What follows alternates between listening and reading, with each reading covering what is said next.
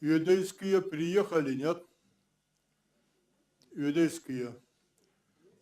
А почему музейные экспонаты не привезли? Вы обещали привезти. Вот. Гармошки, где ваши? Мы с Анатолием Анатольевичем, когда там были, вот, была очень большая коллекция гармошек, даже до военного периода. Вот. Я думал, что мы сегодня здесь на обозрении увидим эти гармошки.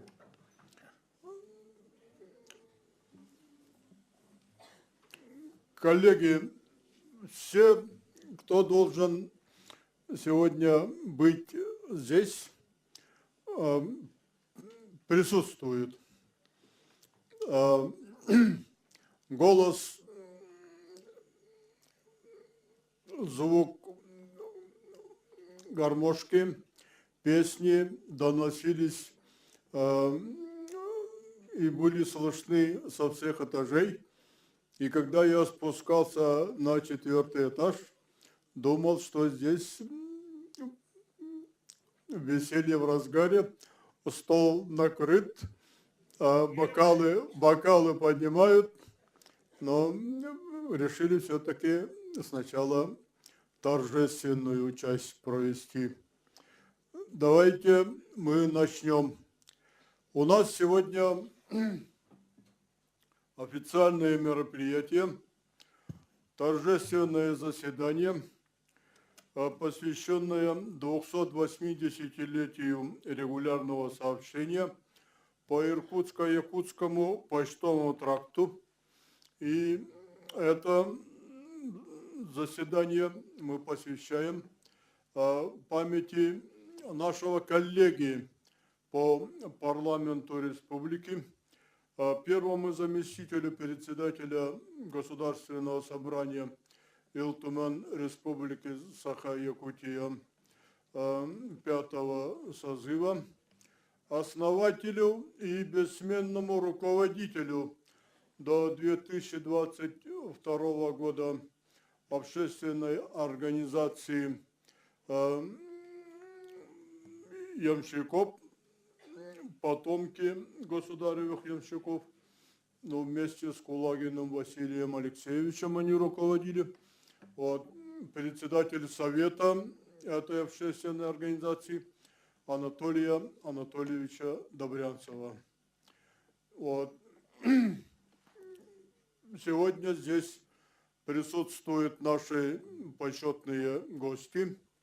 Это потомки государевых ямщиков Якутской области и наши почетные гости из Иркутской области во главе с первым заместителем председателя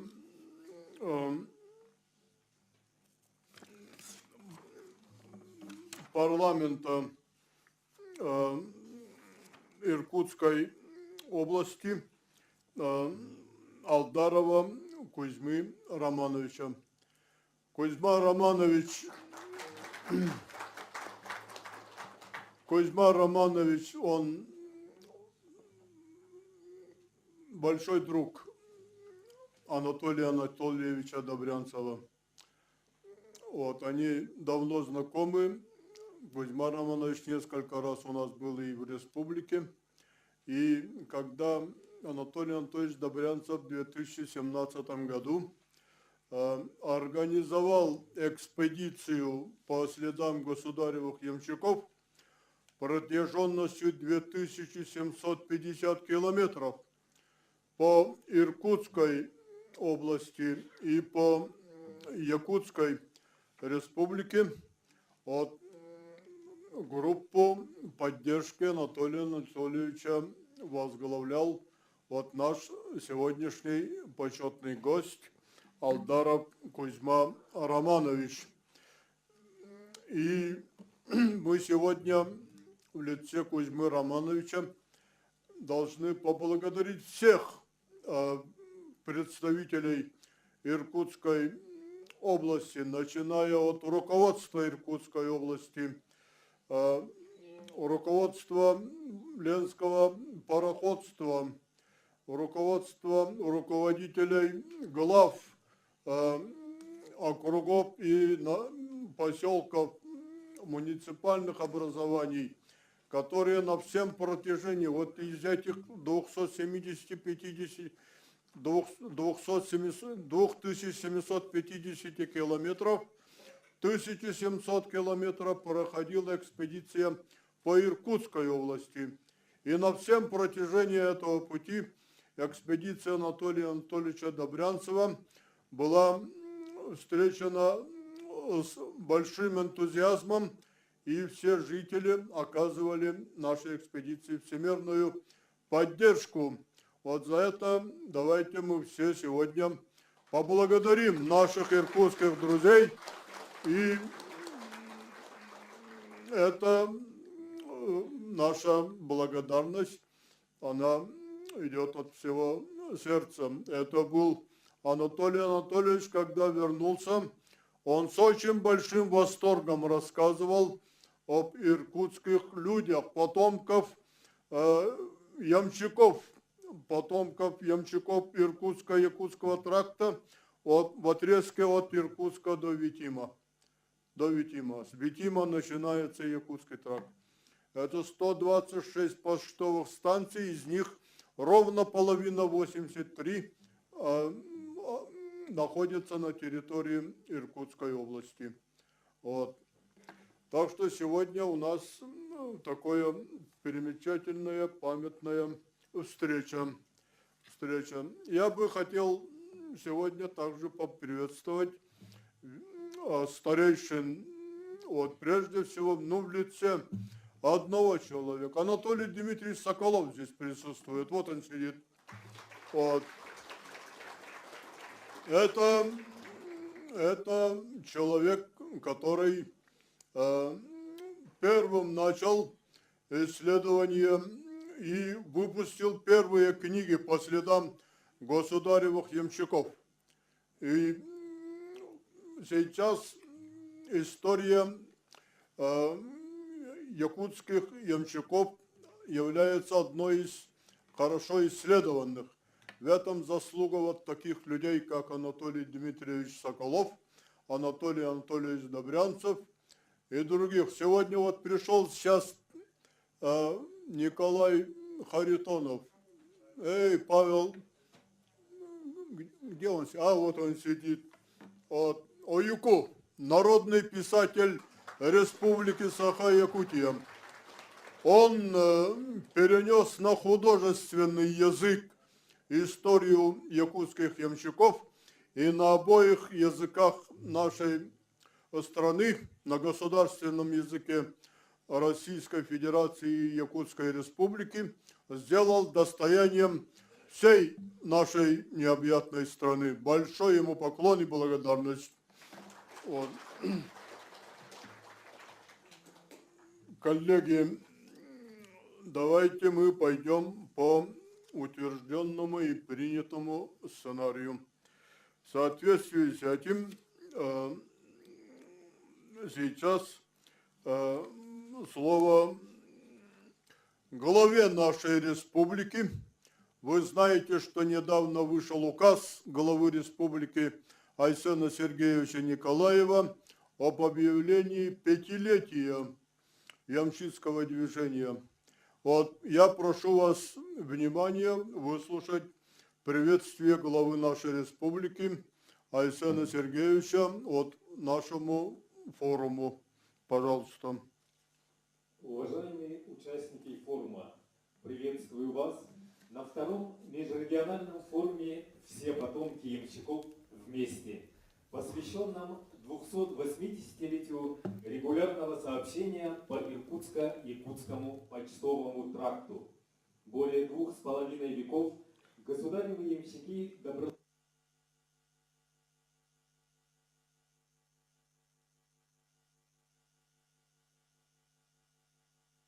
Якуты, а русские родом, писал о них Иван Александрович Гончаров во фрегате «Паллада». Они не только связали наш регион с большим миром, создавая в условиях непроходимой тайги инфраструктуру, но внесли большой вклад в его развитие. Уникальная ямщицкая культура сохранена благодарными потомками государевых ямщиков. Активным возрождением их исторического и духовного наследия мы обязаны Анатолию Дмитриевичу Соколову, который на рубеже веков выпустил книгу «По следам государевых ямщиков». Многое для ямщицкой культуры сделал видный государственный деятель Анатолий Анатольевич Добрянцев, который вместе с единомышленниками по зову сердца основал общественную организацию «Потомки государевых ямщиков». Во многом благодаря его усилиям восстановлены и построены православные храмы и часовни, открыты подворья и музеи, проведено множество культурных мероприятий. Еще одно его детище – научно-исследовательская и этнокультурная экспедиция по следам государевых ямщиков, которая может заложить надежную основу для воплощения замечательной идеи по созданию ямщицкого туризма. Культура приленских ямщиков является без преувеличения настоящим достоянием нашей республики и всей страны. Ее развитие должно поддерживаться. В пятилетие ямщицкой культуры, которое стартует в наступающем 2024 году в Усть-Майском, Ленском, Алепминском и Хангаласском районах, большое внимание будет уделено развитию творческих коллективов, восстановлению памятников и созданию новых знаковых мест. Мы намерены поощрять работу историков, краеведов, музейных работников, укреплять исторические и культурные связи с нашими соседями, жителями Иркутской области. Уверен, что благодаря этому за предстоящие 5 лет ямщицкая культура выйдет на новый уровень. Дорогие друзья, все эти планы, безусловно, не могут быть претворены в жизнь без вашей поддержки, без вашего участия. Сегодня именно вы продолжаете благородную миссию своих предшественников, старейшин, и вносите посильный вклад в сохранение культуры ямщиков. Очень отрадно, что с каждым годом ваше движение становится шире. Вдвойне радует вовлечение в него подрастающего поколения. Желаю вам плодотворной работы, новых творческих свершений и успехов во всех начинаниях. Вы настоящий пример вековой дружбы русского и якутского народов. Глава Республики Саха-Якутия Айсен Николаев.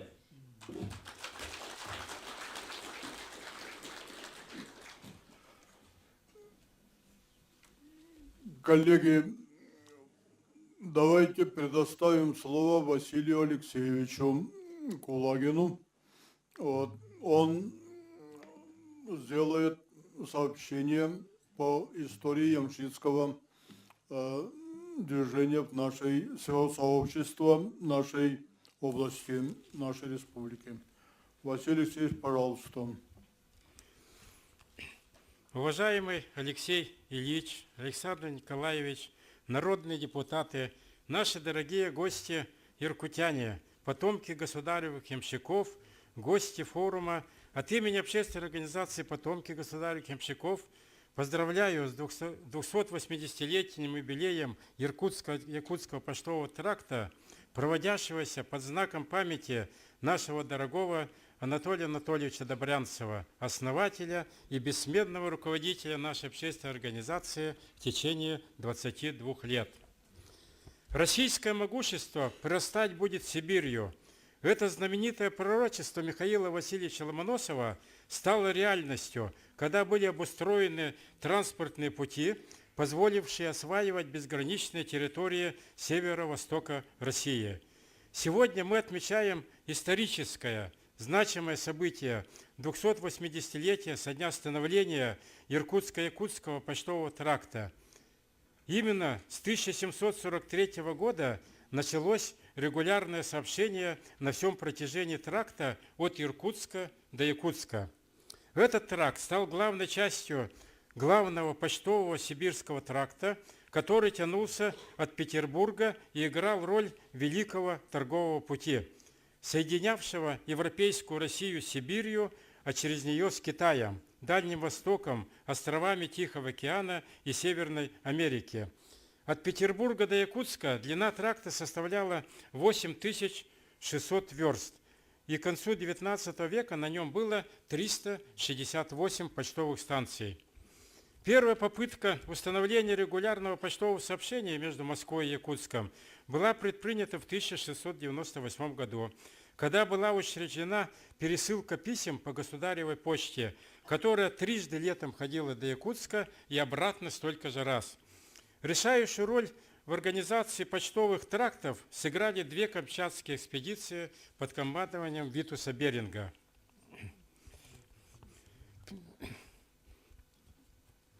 В начале, в 1733 году, был учрежден Якутско-Охотский государственный почтовый тракт. Особенностью этого тракта было то, что это был вьючный тракт, а езда проходила из Якутска до Охотска без перемены лошадей. К началу XIX века на тракте было 18 станций, и длина его составляла 1014 верст. Обслуживание тракта возлагалось на якутские общества, которые поставляли лошадей, иногда до 10 тысяч голов, и снаряжали возчиков. Это было тяжелейшее бремя, возложенное на местное население. Потери лошадей на этом пути иногда достигали многих сотен, а иногда и тысяч голов. Якутско-Охотский тракт был единственным в России трактом, где при зимней езде пользовались тремя видами передвижных средств. Это лошадьми, оленями и собаками. При этом пара оленей считалась за одну лошадь, а нартов 14 собак за 2 лошади. Таким образом, в 1735 году сложилась своеобразная ситуация, которая заключалась в том, что установилось регулярное сообщение от Иркутска до Витима и от Якутска до Охотска, но не был обустроен огромный по протяженности в 1380 верст участок от Витима до Якутска. В 1732 году была организована вторая Камчатская экспедиция, и руководству экспедиции капитан-командору Берингу были поставлены задачи, как из Тобольска отправитесь в Якутск, то дорогою велеть, расписать и назначить станы, от которого до которого места возить летом и зимою.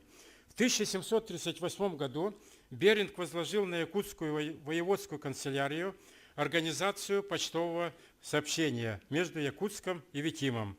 Таким образом, с 1738 года установилось более-менее регулярное сообщение между Витимом и Якутском, и началось полноценное функционирование не только Иркутско-Якутского почтового тракта, но и установилась сухопутная почтовая связь между Санкт-Петербургом и Охотским портом. Обеспечение почты, движение почты на этом пути было вменено в обязанность якутских родов Прыленского края и совершалось эстафетой со сменой лошадей только в Алекминске.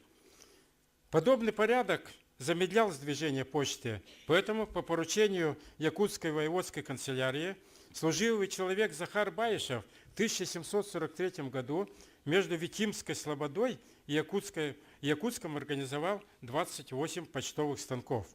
Станки представляли из себя одиночные юрты с семскими повранями. Ближайшие к Якутску станции содержали якуты Хангаласской и Мальжигарской властей Якутского округа, станции, тяготевшие к Алекминскому округу, Алекминские, а дальше по направлению к Витиму – Вилюйские якуты, жившие от этих мест от 400 до 800 верст. Якутские наследия ямщиков на станки посылали в порядке очереди с лошадьми, скотом для прокормления и инвентарем. На них, кроме провоза почты и людей, возлагались отяготительные работы по ежегодному ремонту тракта, зимне-летней верховой дороги по берегам Лены и летнего бечевника. По сухопутной дороге устраивали и ремонтировали мосты и жердевки, настилы через речки, ручьи, топкие места, строили почтовые помещения, ремонтировали старые юрты. Положение якутских ямщиков, оторванных от своих обществ, было очень тяжелым. За провоз почты и ремонт дороги казна ничего не платила. Ямщики довольствовались лишь прогонными деньгами, которые, однако, из-за своеволия проезжающих получали не всегда. Также они страдали и от произвола проезжающих чиновников. Отбывание почтовой повинности на таких тяжелых условиях вызывали недовольство у якутов, и они настоятельно требовали освободить их от подводной гоньбы. И в 1770 году вышел указ Иркутской губернской канцелярии об освобождении якутов от подводной повинности и ее приложении на русских переселенцев. Вот здесь я хотел бы сказать, что мы очень хорошо изучили историю приезда наших русских ямщиков, но совершенно не изучена эта 50-летняя история, когда почту гоняли местное население. Можно сказать, что это были безымянные герои. Я много тоже занимаюсь историей, я ни одного имени не слышал. Это кто же из якутов жил в этих юртах, кто гонял конкретно по фамилии, имени. Поэтому это очень хороший большой пласт для исследования. Я думаю, что эта пятилетка впереди, которая есть, наверное, в этом отношении будет очень продуктивной. Русские крестьяне исполняли те же обязанности, что и их предшественники, но только под наблюдением станционных смотрителей. И они не имели права на свободное передвижение и перемену места жительства, даже в пределах станций тракта. В освоении тракта и появлении русских деревень не могу не упомянуть еще об одном драматическом событии 1765 года, когда из Амги на Алекмо волевым порядком были переселены русские крестьяне со всем своим имуществом, скотом, хлебными запасами. Переселение началось ранней весной и закончилось к сентябрю. Всего же было переселено 250 душ обоего пола. Они имели 104 лошади, 41 кобылицу, 66 быков и 288 коров. Так появилась на Алекминской земле деревня, которая называлась Амгинская, расположенная на левом берегу речки Большая Черепаниха. На этом месте сейчас находится село Инкюрь. Это тоже драматическая эта ситуация. Наверное, в России даже не было таких переселений. Представляете, пешим порядком почти 800 верст пройти в течение весны и лета. Тоже, я думаю, что это белое пятно, которое надо заняться нам этим исследованием. В XIX веке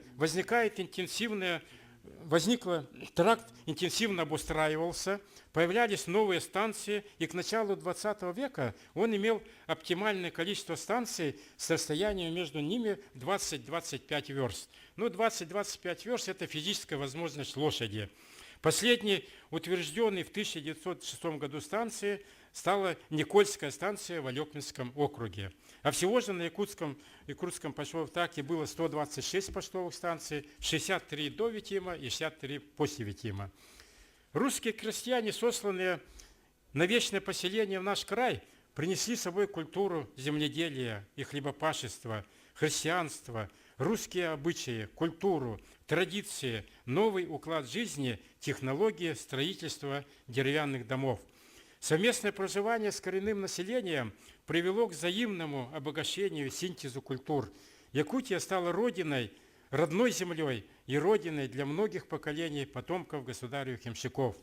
В течение многих лет мы были Иванами, не помнящими родства. А история тракта большим белым пятном в его исследовании. Все началось с 2000 года, когда Анатолий Анатольевич Добрянцев стал главой своего родного хангаласского улуса. По его поддержке в 2001 году был проведен первый региональный фестиваль «Играй гармонь, живи частушка» в селе Идяй, где наиболее ярко сохранились фольклор, традиции, обычаи, песенная и танцевальная культура наших предков преленских ямщиков. Фестиваль этот превзошел все ожидания, поэтому было решено сделать его ежегодным и проводить по очереди по всем бывшим почтовым станкам. Анатолий Анатольевич как говорят в народе, человек от земли и сахи. Он на генном уровне прочувствовал, что надо вернуться к своим корням, объединить вокруг себя единомышленников, болеющих за свой родной край, за свою малую родину. Ему это удалось претворить в жизнь. В январе 2007 года мы провели первое организационное собрание, и в мае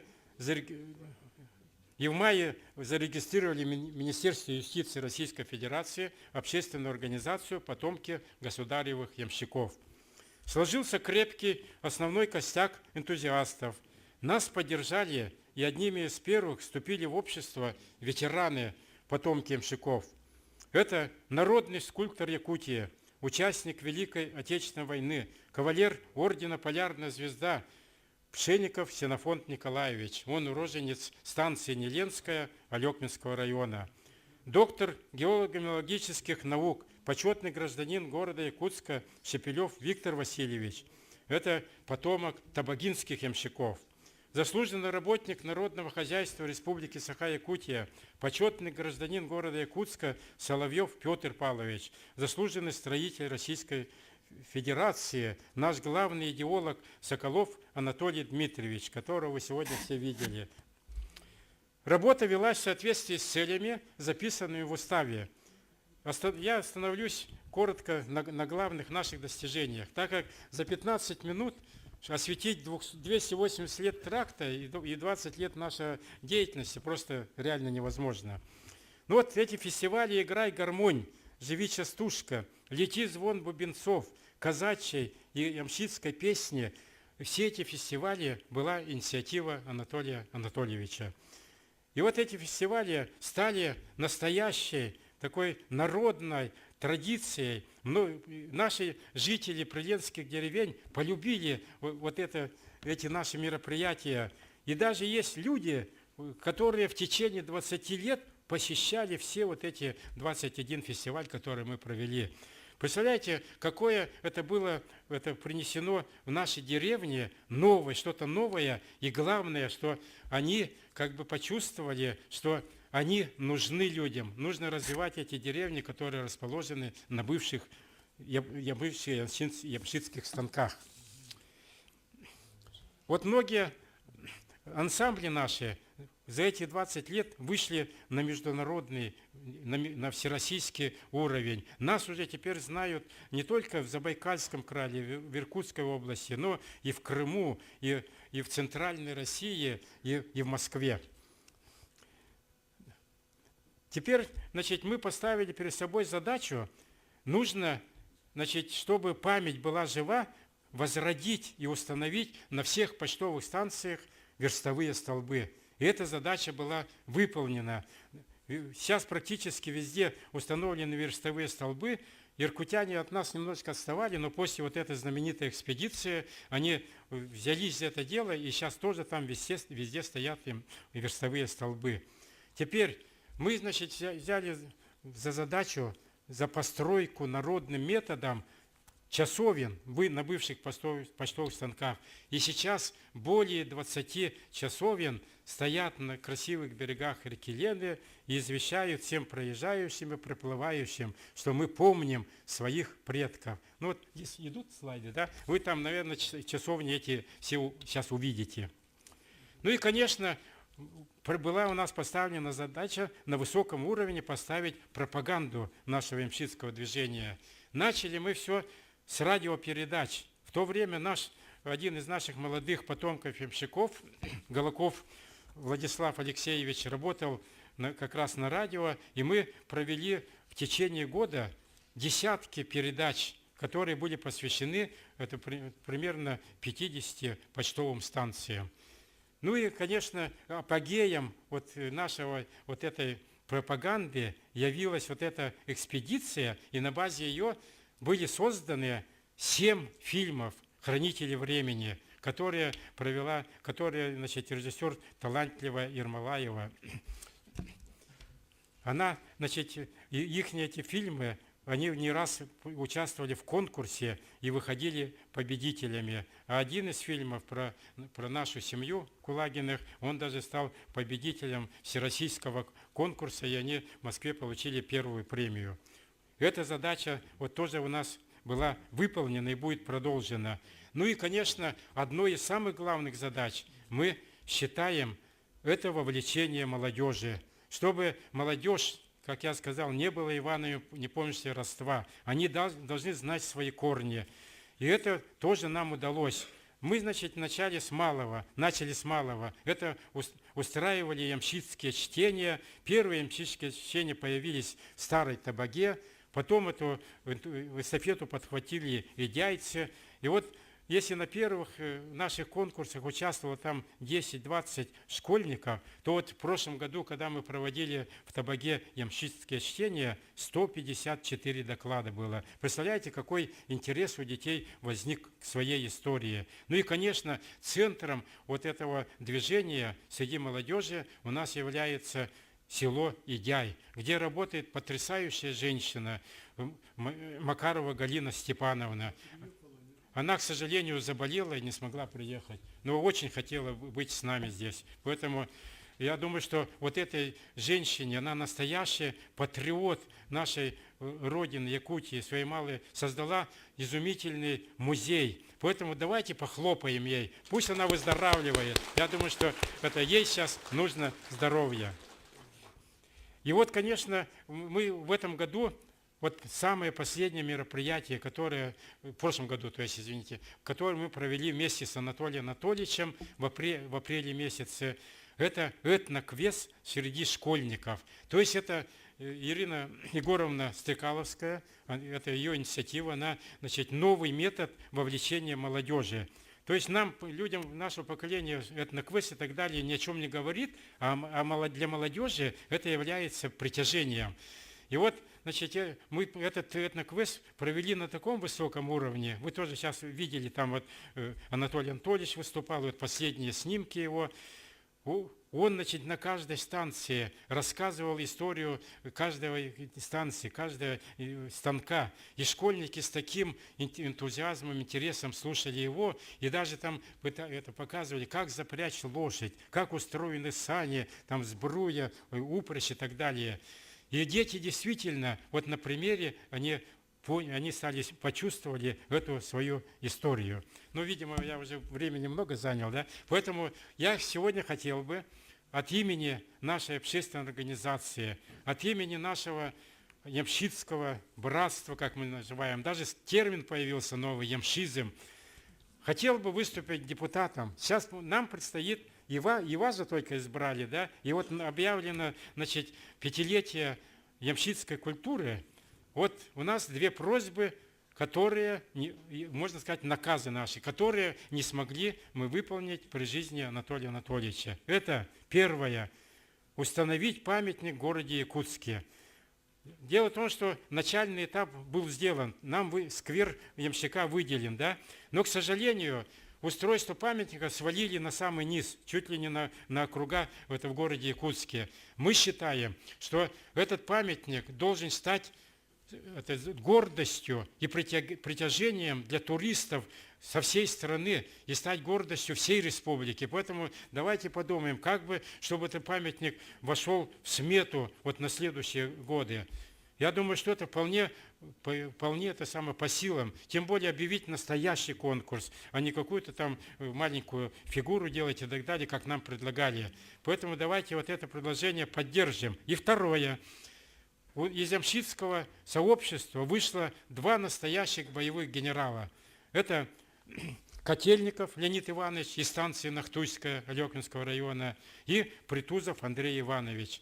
До сих пор нету бюстов или памятников этим 2 выдающимся именно боевым генералам. Дошло до интересного такого случая, когда мы с мэрией с этим вопросом обращались, что, может быть, у нас сейчас сквер Победы там, или парк Победы по Протовской дороге, нам ответили, что вот эти самые установка бюстов не вяжется вот с этим регламентом, который там, какие там должны быть памятники. Вот на будущий год уже, через год будет у нас очередной юбилей Великой Отечественной войны, тоже наказ. Давайте будем делать все возможное, чтобы памятники этим двум генералам стояли. Вот это наш наказ. И мы надеемся, очень надеемся, что это все получится. И еще у меня такая мысль возникла. Вот мы сейчас все почти стали уверены, что к 2028 году, как сказал нам президент Путин, должно завершиться строительство моста через реку Лену. И вы представляете, к этому времени как раз и ваши сроки подходят, и наше вот это пятилетие закончится. И вот у меня возникла мысль, что в Старой Табаге сойдутся два великих пути. Это Амуро-Якутская магистраль и Иркутско-Якутский почтовый тракт. Это же будет выдающееся событие. И надо уже сейчас заранее подумать. Думаю, что там должен быть вот это самое, такой величественный знак, вот этот, который будет олицетворять вот это выдающееся событие. Ну, спасибо за внимание. Извините, что я немного подольше выступил. Еще я хотел бы, извините, пожалуйста. Давай.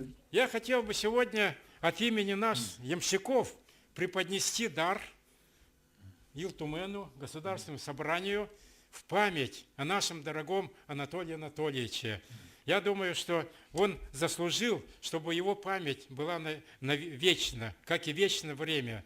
И поэтому, я вот это увлечение с часами, вот как раньше говорили, построил вот такие часы, посвященные памяти Анатолия Анатольевича. В него заложен огромный смысл. Анатолий Анатольевич несет знамя. Так вот, он это знамя нес достойно. И я думаю, что и мы должны продолжить также достойно нести знамя, которое нес наш дорогой Анатолий Анатольевич.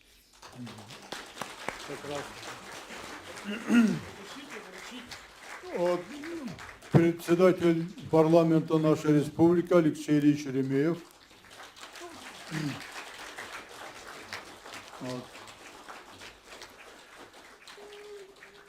Коллега Анатолия Анатольевича по 5-му созыву. Вот сейчас как раз слово Алексею Ильичу Еремееву. Пожалуйста. Уважаемая Светлана Васильевна, уважаемые участники торжественного мероприятия, я от имени Государственного собрания, от имени всех своих коллег 5-го созыва, 6-го созыва, 7-го созыва, я поздравляю вас с 280-летним юбилеем нашего регулярного сообщения по Иркутско-Якутскому тракту, знаменитому ямщицкому, и сегодняшним вечером хорошим, душевным, памяти нашего коллеги, друга Анатолия Анатольевича Добрянцева. Его движение, его начало этого общественной, на самом-то деле, работы, которой он посвятил целых 22 года своей жизни, воплотилось в указ главы нашей республики. 7 ноября этого года Арсений Сергеевич Николаев, как вы знаете, подписал указ, согласно которому объявлено 5-летие ямщицкого движения.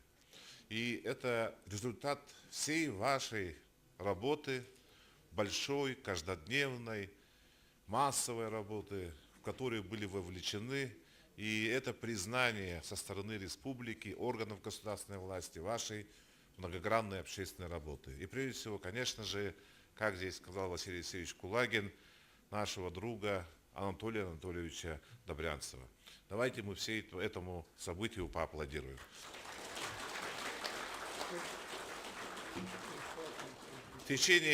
Уверен, что в течение этого 5-летия вы еще возобновите это движение, больше размах получит, вы вовлечете в нее не только свое поколение и среднее поколение, но и прежде всего молодое поколение, которое должно знать историю своего родного края. И именно на примере ямщицкого движения нужно воспитывать патриотизм среди молодого поколения. И, конечно же, такое понятие, как дружба нашего великого русского народа и народа Саха. Потому что вы являетесь именно примером этой дружбы. Как якутский народ и как русский народ, Они действительно делали одно благородное дело. И как государевы ямщики стали коренными практически жителями нашей республики, настоящими патриотами нашей республики, знали якутский язык. Это была гармония и синтез наших двух культур. И всем этим воплощением был у нас Анатолий Анатольевич Добрянцев. Он владел в совершенстве двумя нашими языками, пел прекрасно на двух языках. Я до сих пор с трудом себе представляю, какую культуру он представлял. Нашу якутскую культуру или русскую культуру. Потому что он был своим и среди народа Саха, и своим среди русского народа. Поэтому вот Анатолий Анатольевич был действительно таким человеком. И в память о нем давайте мы все объединимся и сделаем все возможное для того, чтобы вот эта вот дружба двух наших народов, которая в нем олицетворялась, она была заложена в молодое поколение. О Анатолии Анатольевиче можно говорить очень много. Мы с ним работали в 5-м созыве. Он здесь сидел в президиуме рядом с Александром Николаевичем, был нашим руководителем. Всегда был очень взвешенным, организованным. Он всегда говорил достаточно на таких вот официальных мероприятиях очень мало, но в то же время обдуманно.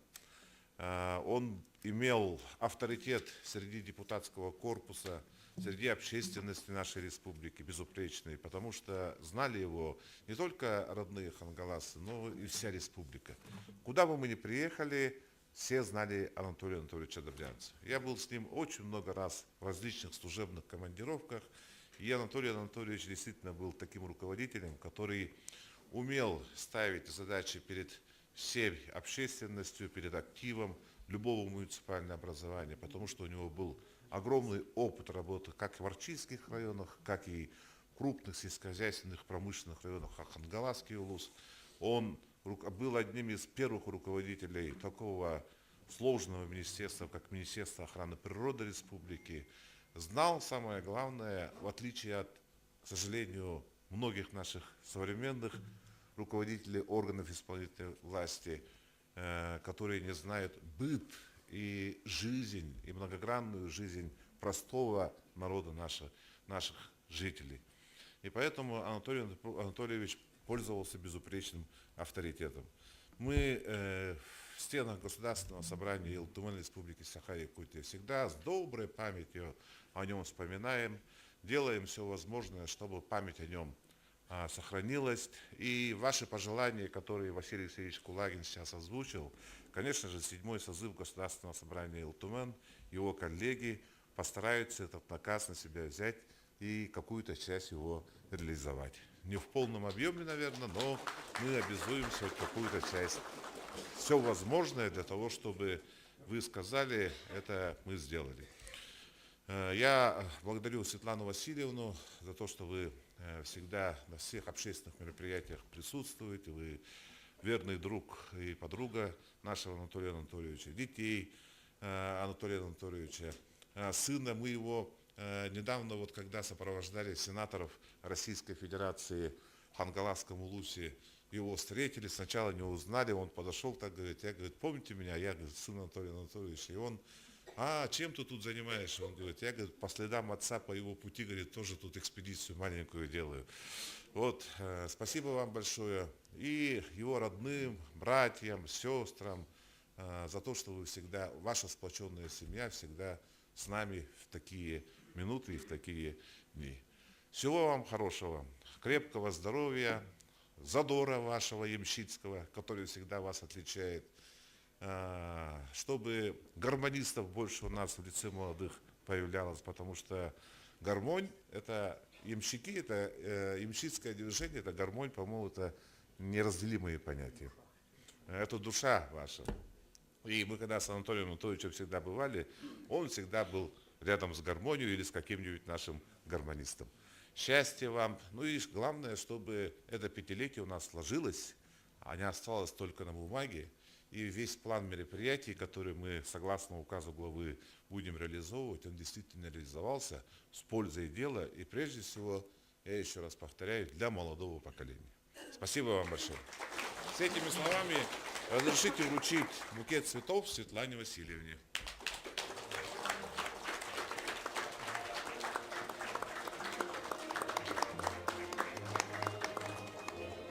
Указ главы Республики Саха-Якутия за заслуги в области культуры и искусства, активную общественную деятельность и многолетний добросовестный труд присвоить почетное звание «Заслуженный работник культуры Республики Саха-Якутия» Стрекаловской Ирине Егоровне, заведующей отделом межнациональных отношений автономного учреждения Республики Саха-Якутия Дом дружбы народов имени Алексея Алексеевича Колокольского, председатель Совета общественной организации Республики Саха-Якутия, потомки государевых венчаков, глава Республики Саха-Якутия Айсен Николаев.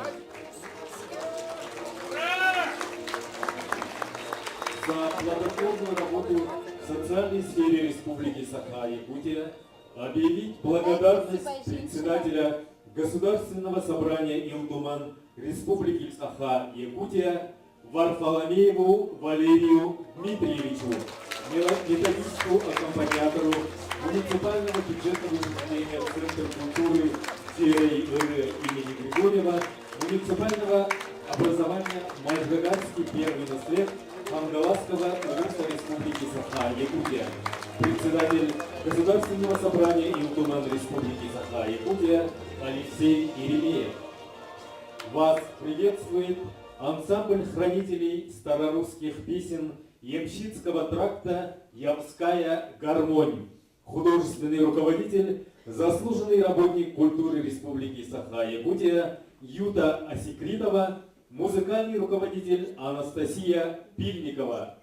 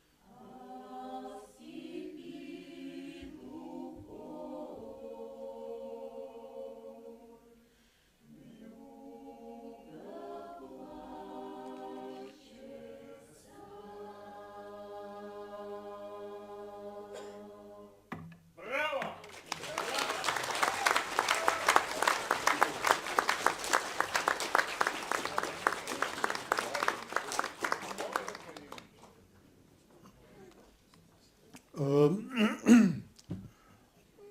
Светлана Васильевна, я прошу вас на президиум.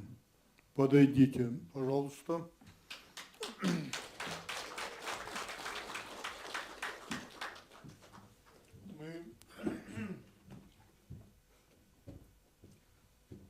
Садитесь, пожалуйста.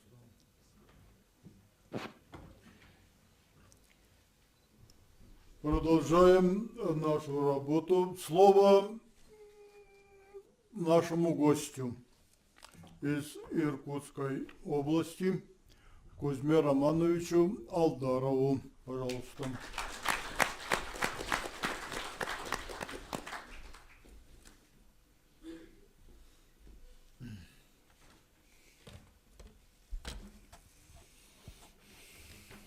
Спасибо, Александр Николаевич. Уважаемая Светлана Васильевна, уважаемые депутаты Государственного собрания Илтубена Республики Якутия, позвольте мне, уважаемые участники торжественного собрания, позвольте мне от имени депутатов Законодательного собрания Иркутской области поздравить вас со знаменательной датой 280-летием регулярного сообщения по Иркутско-Якутскому почтовому тракту. Иркутско-Якутский почтовый тракт – это не просто дорога, это символ нашей исторической связи, неразрывные нити, которые веками объединяют наши регионы. 280 лет назад был организован единственный транспорт – ямщицкие сани, перевозившие в суровых сибирских условиях людей и различного вида депеши. Верой и правдой служили своей родине русские ямщики. В это время это были самые главные люди, которые приносили самое ценное – информацию. Этот тракт стал основой для развития торговли и культурного обмена между нашими регионами. Он служил не только для доставки писем и посылок, но и для передачи идей, знаний и духовных ценностей. Почтовая ямщицкая служба внесла значительный вклад в обеспечение политического и информационного единства нашей страны. Благодаря ей Якутия за короткое время вошла в состав России. Сегодня Якутия является перспективным регионом, занимающим одно из ведущих мест среди субъектов Российской Федерации по темпам экономического роста, по внедрению информационных технологий на предприятиях. Во многом в этом заслуга государевых ямщиков, принесших сюда земледелие, хлебопашество и свою культуру. Нельзя не отметить важную роль общественной организации «Потомки государевых ямщиков», которая проводит бесценную работу по сохранению и развитию исторического культурного наследия государевых ямщиков, является нравственным ориентиром для молодежи, примером любви к своей малой родине, великим и славным деяниям предков. В этом году по инициативе организации в республике проходит пятилетие ямщицкой культуры, планируется принятие программ по возрождению и сохранению исторического духовного наследия ямщиков Иркутско-Якутского почтового тракта. Долгие годы бессменным лидером организации был Анатолий Анатольевич Добрянцев, известный государственный и общественный деятель. Это был человек с высокими профессиональными и человеческими качествами, который был всегда в центре всех событий республики, многое сделал для ее развития. Благодаря его исследовательскому труду собрано большое количество материалов о становлении ямщицких станций и о потомках государевых ямщиков. И сегодня мы видели, что этот труд воплотился в книгу, достаточно солидное такое научное издание. Дорогие друзья, примите слова искренней признательности за значительный вклад в культурное наследие всей страны, сохранение и продолжение самобытных традиций государевых ямщиков. Мы всегда готовы сотрудничать с вами в данном направлении. Желаю вам дальнейших успехов, новых проектов и всего самого наилучшего. С уважением, депутаты Законодательного собрания Иркутской области.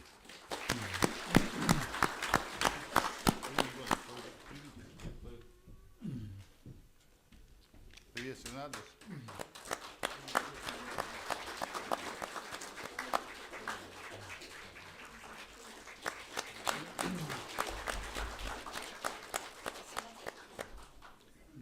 Не могу не тебя добавить, что мы с Анатолием Анатольевичем подружились в 2017 году, когда он впервые приехал к нам в Иркутск. Не впервые, наверное, приехал в Иркутскую область на Йорданские игры. Это игры, которые объединяют людей, живущих вокруг Байкала. Такие мероприятия у нас проводятся раз в 3 года. В этом году тоже планируется проведение очередных мероприятий.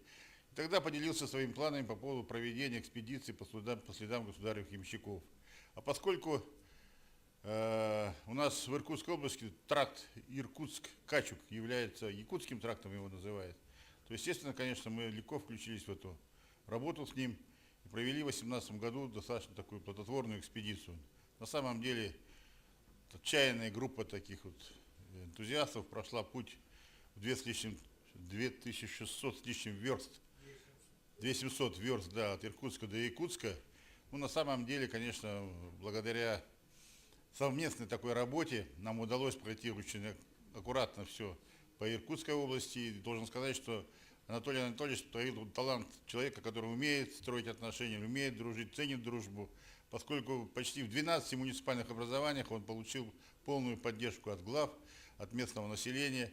Я думаю, что все члены делегации почувствовали, насколько было приятно, тепло его встречали по этой дистанции. Мы его помним, будем надеяться, что продолжим его дело и со своей стороны готовы помогать в этом отношении и общественной организации потомки государев-ямщиков. Ну а семье, детям хочу сказать, что гордитесь своим отцом, берите с него пример и продолжайте его славное имя. Спасибо.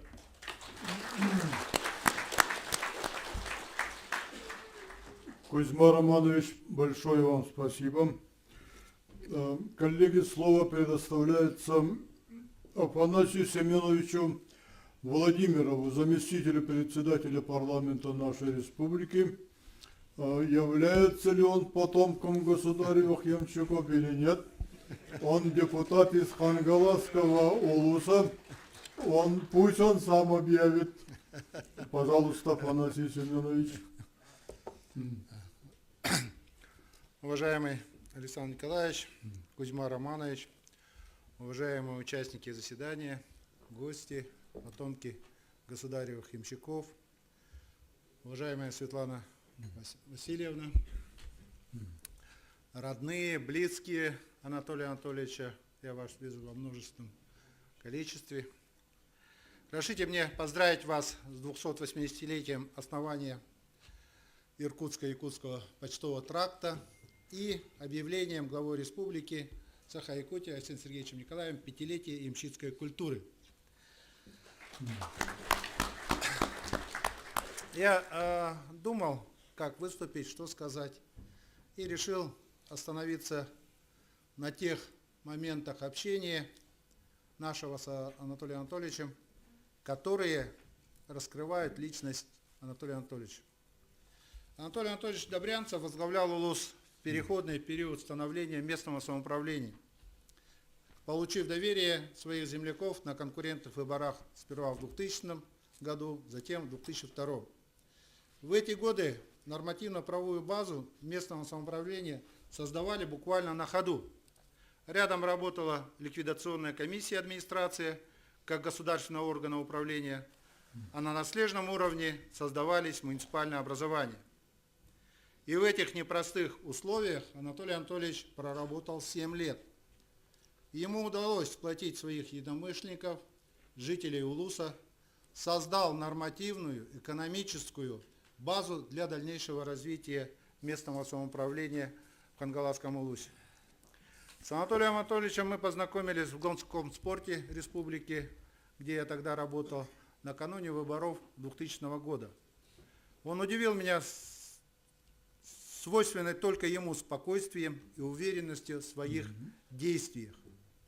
Хотя я не вошел в круг его актива на выборах, но после той встречи наше общение продолжилось и со временем переросло в дружбу. После выборов 2002 года он пригласил меня работать с ним в качестве заместителя, поручил мне координировать социальную сферу. Работать с ним было легко, потому что Анатолий Анатольевич был прост в общении, доверял и не выстраивал излишних схем контроля и был очень демократичен. Мы много общались с людьми на местах, вникали во все проблемы жителей Улуса, проводили различные мероприятия. Я хочу остановиться на 2 событиях 2003 года. Первое – это назначение глав поселений. Тогда это было полномочия главы администрации Улуса. Для назначения главы Покровска мною было предложено главе Улуса учесть мнение покровчан, с чем Анатолий Анатольевич тогда согласился. Была создана комиссия, которая все и организовала. Это было похоже на праймерис, проводимый сейчас партией «Единая Россия», только не было никаких списков, бюллетеней, различных протокольных мероприятий. Каждый житель Покровска мог прийти на свой избирательный участок и опустить в урну листок, на котором напишет фамилию человека, которого рекомендуют на главу Улуса. Главу города, прошу прощения. При подведении итогов учета мнения населения больше всех голосов набрал тогда Наумов Федор Михайлович. Учитывая мнение жителей, Анатолий Анатольевич тогда подписал распоряжение о назначении Федора Михайловича, тем самым поступив как демократичный руководитель. Федор Михайлович проработал около 2 лет, к сожалению, его сейчас нету среди нас, но жители о нем всегда отзываются очень хорошо. Второе – это организация и проведение первого СЭХ Аркяне летом 2003 года. Когда что-то новое начинаешь, то всегда это делаешь с волнением, и это потом придает воспоминаниям эмоциональный фон. Глава Улуса сумел тогда создать хорошие условия для организаторов. Каждый день уточнял о ходе подготовительных работ, вносил свои корректировки, ежедневно работал по привлечению внебюджетных средств. Все работали дружно, слаженно, и особенно активно подключились тогда главы наследов долины Аркяне. Да и другие главы не стояли в стороне. Также помогали руководители предприятий, организаций Улуса, помогали кто чем мог. Очень хорошо помогали земляки, проживающие за пределами Улуса. Так вот, к назначенному сроку все было готово. В Тюсюльге приехали гости, настроение у всех было радостное. На праздничном Тюсюльге царило ожидание церемонии открытия СЭХа. На открытие по сценарию все главы наследов под руководством главы должны были выехать верхом на лошадях в центр праздничного действия. Неожиданно под седлом лошади, на котором восседал Анатолий Анатольевич, лопнули подпруги. И седло начало сползать. Чтобы удержаться в седле, Анатолий Анатольевич крепко прижал ногами лошадь с обеих боков, с такой силой, что лошадь, не выдержав этого, начала заваливаться на бок. В этот момент не растерялись наши всадники, которые стояли у подножия наших сопок. Быстро заменили лошадь для главы Улуса, он мгновенно вскочил в седло и дальше повел колонну всадников из глав наследов к центру Тюсюльге. Никто даже не заметил этой заминки и не догадался, что во время падения лошади Анатолий Анатольевич сломал тогда палец. Он об этом мне сказал вечером после завершения всех мероприятий. И все это он сделал спокойно, как говорят, ни один мускул Ализа Битович у него на лице не дрогнул. Думаю, что эти два случая особенно подчеркивают человечные, волевые и деловые качества Анатолия Анатольевича. Обладая уникальной памятью, он всегда много сил и энергии уделял для сохранения и передачи будущим поколениям истории родного Улуса. С 2007 года совместно с ним мы занимались организацией и поиском средств для перевода книг Павла Николаевича Харитонова «Хоболох Сол» с якутского на русский язык. Нам вместе удалось обеспечить перевод всех 4 книг и издание 3. По изданию 4 книги работали тоже вместе, но, к сожалению, при жизни Анатолия Анатольевича это не получилось. В этом году она увидела свет благодаря поддержке предпринимателей, земляков, писателей, переводчиков. Думаю, что Анатолий Анатольевич был бы этому событию безмерно рад. Анатолий Анатольевич, скажу, имел значительное влияние в моей жизни на становление меня как руководителя. Остановлюсь коротко на этом. Как я ранее говорил, по приглашению Анатолия Анатольевича работал у него первым заместителем главы. Но проработал у него всего на этой должности 6 месяцев. Это очень мало, и за это многие меня тогда осуждали. Я имею в виду земляков. Но решение о моем переходе в Министерство образования принималось нами совместно. Когда предложение поступило, я сообщил об этом Анатолию Анатольевичу и сказал, как скажет глава Улуса, так и должно быть. Взвесив все плюсы и минусы, Анатолий Анатольевич благословил меня тогда, сказав, это очень серьезная отрасль, надо соглашаться и идти работать в Минобр. для родного Улуса хорошей поддержкой будешь. Наша совместная работа во благо людей от этого только выиграет. И действительно, с тех пор с Анатолием Анатольевичем мы не прерывали связь, постоянно созванивались, встречались. В наших отношениях в приоритете было доверие друг к другу и постоянная поддержка совместных проектов. Может быть, поэтому, когда он переходил в 2007 году в Министерство охраны природы, как здесь говорили, руководству республики в качестве преемника на главу Улуса рекомендовал меня. И кто знает, как сложилась бы моя судьба, если бы Анатолий Анатольевич не повлиял на эти события. Мне сейчас не хватает моего старшего товарища, его спокойных, уверенных действий, его жизнелюбия и любви к людям. Но жизнь продолжается, живущим сейчас необходимо помнить и брать пример с добрых, великих дел Анатолия Анатольевича, который жил и работал во благо людей. Кузьма Романович, вот 4-я книга «Бубенцы над Леной» Анатолий Анатольевич обязательно бы вам подарил, да? Я здесь подписал с его именем. У вас 3 есть книги, 4-й нету. Поэтому благодарю за внимание. Насчет вопроса. Да, во мне текет кровь, как говорится, наша хангаласская, эргистер, да, и ямщицкая. Мама у меня ямщицких кровей, и корни с Анатолием Анатольевичем одинаковые, филипповские. Вот Прокопий Филиппой из Ярославской губернии, который прибыл, наш, как говорится, общий прапредок. Но я себя считаю истинным хангаластар. Беге хангаластар бар бітті. Спасибо. Спасибо, Афанасий Семенович.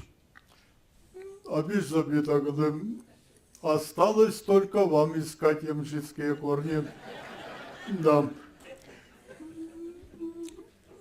Очень привязанный к хангаласскому улусу человек, которому хангаласцы доверяют вот уже 4-й созыв подряд. И 4 созыва подряд набирает одни из самых лучших процентов на выборах в парламент республики по всей республике. Абиш Забит Аглы сегодня наш гость. Давайте поприветствуем его. Он всегда поддерживал Анатолия Анатольевича во всех начинаниях, во всех делах. Безропотно и безоговорочно. Вот, спасибо. Сегодня, коллеги, здесь присутствует Никита Гаврилович Соломонов, член-корреспондент Российской академии наук, вот, родом из 4-го Малжагарского наследия хангаласского улуса. Анатолий Анатольевич был очень дружен с Никитой Гавриловичем и преклонялся перед ним. И с очень большим восторгом рассказывал, что Никита Гаврилович там у себя, вот на правом берегу Лены, делает свою научную лабораторию, и мы даже туда поднимались, смотрели специально, вот это когда мы ездили с Анатолием Анатольевичем по следам приленских ямщиков. Он специально меня пригласил, и мы с ним вдвоем вверх по Лене поднялись вплоть до границы Алекминского улуса с Иркутской области, с Бадайбо. Вот. Это была очень памятная поездка. Вот. Здесь сидит вот глава Алекминского улуса Харбин, да, Николай Николаевич. Вот он один из участников организации этой нашей поездки. Коллеги, слово имеет министр внешних связей нашей республики Гаврил Витальевич Кириллин.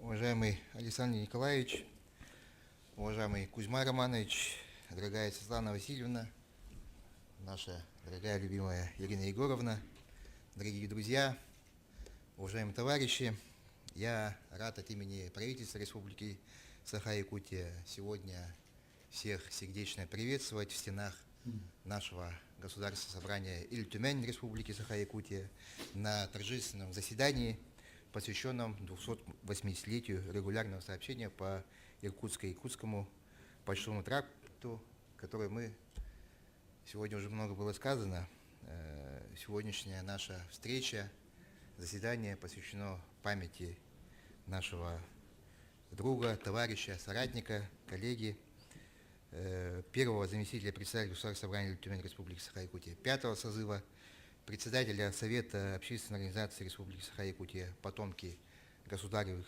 ямщиков» Анатолия Анатольевича Добрянцева. Уважаемые друзья, с первой половины XVIII века, со времен образования главного почтового тракта от Иркутска до Якутска, начинается история государевых ямщиков на якутской земле, которая соединила судьбы народов, культуры, традиции, языки, наверное, всех народов нашей республики. В этом году исполняется 280 лет регулярному сообщению по почтовому тракту, который, конечно же, внес большой вклад в социально-экономическое развитие нашей республики в целом.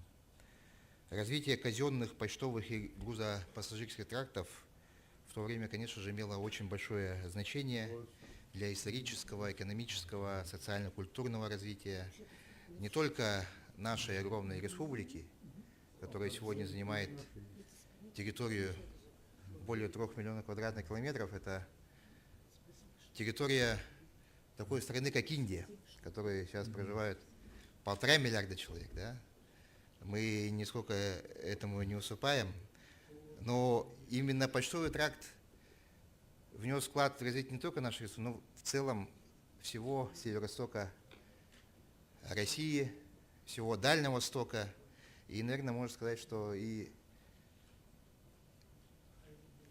Северной Америки, потому что русская Аляска, штат Аляска был тогда в составе нашей страны.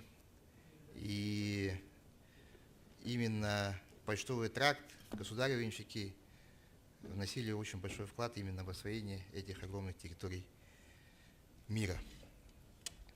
В Якутском крае открывались почтовые станции в Мархе, Малакчайны, Полустанке, Виловке, Мархачайне. За названием каждой из них судьбы самых самоотверженных и мужественных, преданных государственному делу и своему отечеству людей. Для многих из них наша якутская земля стала настоящей родиной, закалила их характер, впустив свои корни верой и правдой, они многие поколения служили нашей стране, передавая свое мастерство и умение детям и внукам. Продолжая добрые трудовые традиции взаимного доверия и добрососедства, развивая братские отношения родоначальников, живут и трудятся во благо Якутии и нашей великой страны потомки государственных ямщиков и сейчас. Конечно же, Анатолий Анатольевич, наш друг, коллега, соратник, он как раз начинал эту большую работу по сохранению и увековечению памяти своих предков-ямщиков,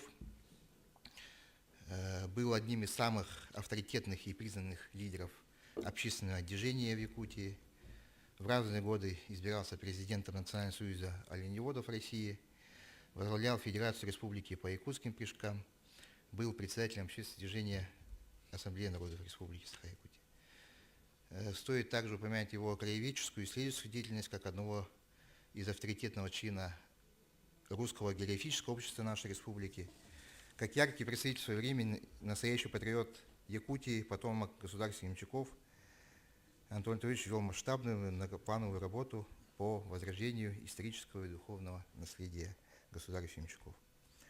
В 2017 году организовал и возглавил крупную научно-исследовательскую и этнокультурную экспедицию по следам государственных ямщиков по маршруту Иркутск-Якутск, которая тогда была посвящена 385-летию вхождения Якутии в состав Российского государства и 275-летию становления Якутского почтового тракта.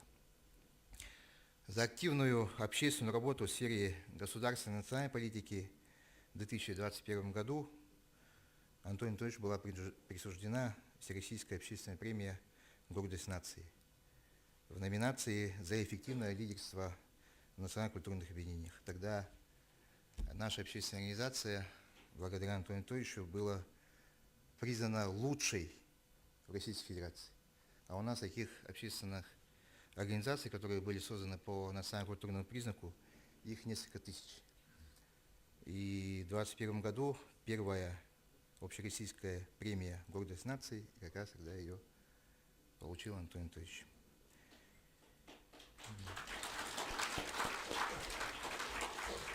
Сегодня мы видим, как потомки ямщиков бережно хранят свое духовное, культурное наследие, знакомят нас всех со своей культурой, традициями, обычаями. И сегодня как раз прошла презентация книги «Якутский почтовый тракт. Прошлое и настоящее». Это огромный труд, который, конечно же, объединяет наши два региона, Республику Саха-Якутия и Якутскую область. И мне кажется, что это сегодняшнее событие, презентация книги, это одно из основных событий, наверное, в истории межрегиональных отношений Республики Саха-Якутия и Якутской области. Хочу в этот знаменательный день выразить вам слова искренней признательности и благодарности, потому что ямщики сегодня – это хранители традиционных семейных ценностей, это хранители языков народов Якутии. Сегодня они проявляют гражданскую активность и вносят свой значительный вклад в социально-экономическое развитие нашей республики и в гармонизацию межнациональных отношений нашей республики. Уважаемые друзья, позвольте еще раз поздравить вас с сегодняшней замечательной датой, с праздником дружбы, сплоченности народов России, Якутии, Иркутской области, с праздником великих свершений наших предков, которых мы сегодня вспоминаем, которые укрепляли и расширяли границы нашего российского государства. Спасибо большое за внимание. За вклад в развитие и сохранение исторического и культурного наследия государевых ямщиков, реализацию государственной национальной политики, почетной грамотой Министерства по внешним связям и делам народов Республики Саха-Якутия награждается Филиппов Клементий Николаевич, член Совета общественной организации Республики Саха-Якутия «Потомки государевых ямщиков», почетный потомок государевых ямщиков.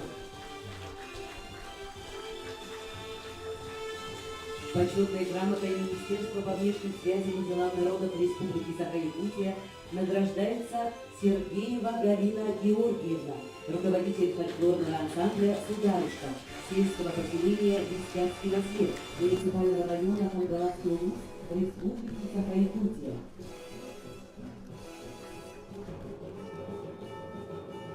Почетной грамотой Министерства по внешним связям и делам народов Республики Саха-Якутия награждается Петрова Валерия Леонидовна, председатель молодежного совета общественной организации Республики Саха-Якутия «Потомки государевых ямщиков», министр по внешним связям и делам народов Республики Гаврил Кириллов. Спасибо. Слово предоставляется нашему гостю, мэру Жигаловского района Иркутской области Игорю Николаевичу Федоровскому. Пожалуйста, Игорь Николаевич.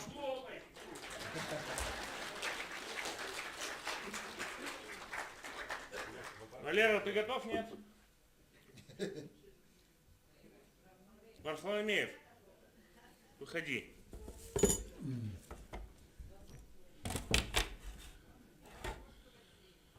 Дорогие мои якутяне, дорогие мои якуты, я вас очень люблю.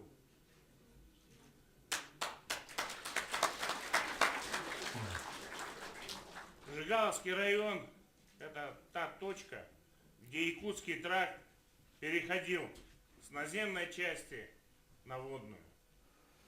Я живу в верховьях Лены.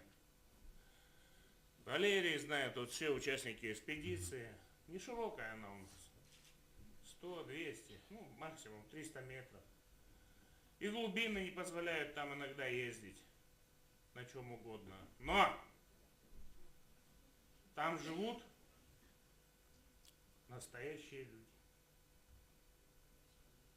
Честные, искренние,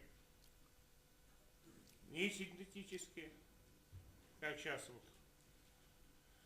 Все в этом мире стало как-то, ну, не очень правильно. Я понимаю, что я ортодокс. А вот у меня людей, которые верят в Бога, в людей, в честность и истинность, достаточно.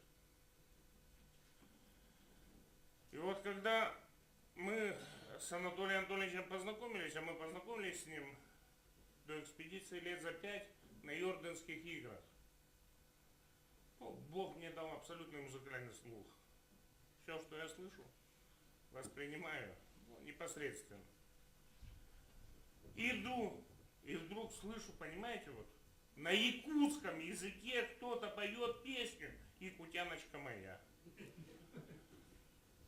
Якутский язык я воспринимаю на слух абсолютно четко, потому что с одной, у меня на одном курсе было 14 девчонок и пацанов с Республики Якутия.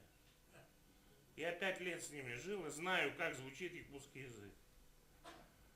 Захожу в эту юрту и вижу типичной славянской внешности, сильный, красивый, умный мужик поет по-якутски. Не скажу, что это было для меня шоком, потому что у меня Света Кузьмина, вот, моя однокурсница, русская девочка, родной язык якутский, и все, она мне пыталась объяснить, что вот в Якутии существует такая культура, как ямщицкие, да, 200-300 лет живут, мама с папой по-русски не разговаривают в семье, потому что родной язык якутский. И я за ней начал наблюдать, оказывается, действительно, она по-русски с акцентом разговаривает, а по-якутски безо всяких даже.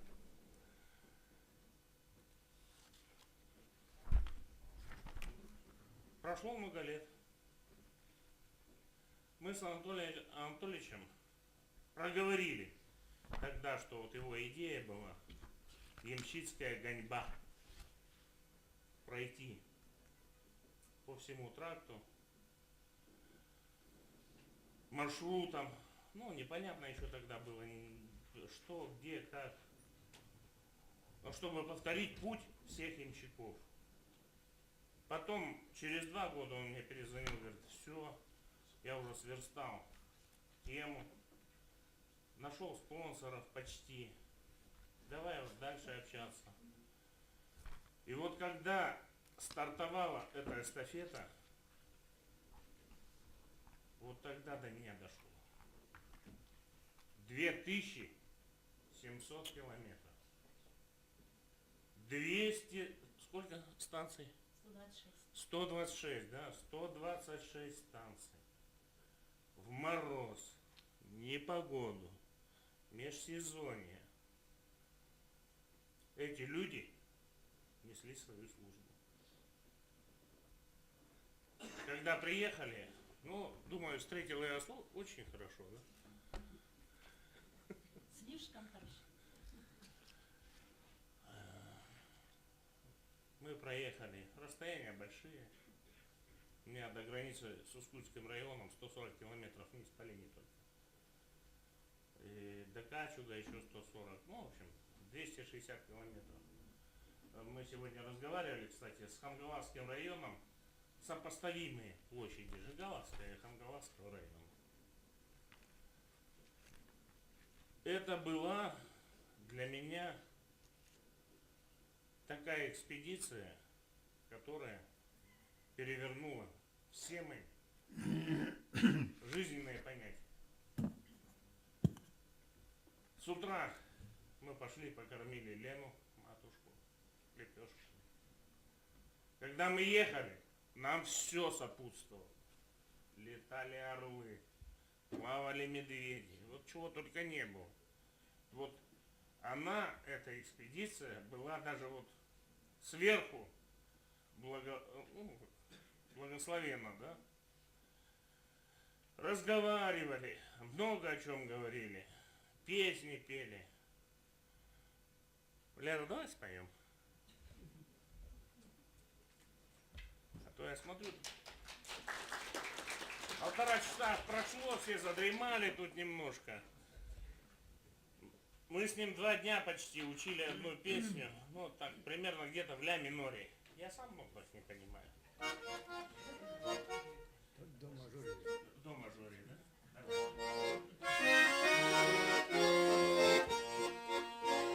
Ой, да ты, тайга моя густая, и раз увидишь, больше не забыть. Ой, да ты, девчонка молодая, нам с тобой друг друга не любить. А на утро быстрые олени унесут в неведомую даль. Уезжала ты тогда по лене, уносила сердце и печаль. Уезжала ты тогда по лене, уносила сердце и печаль.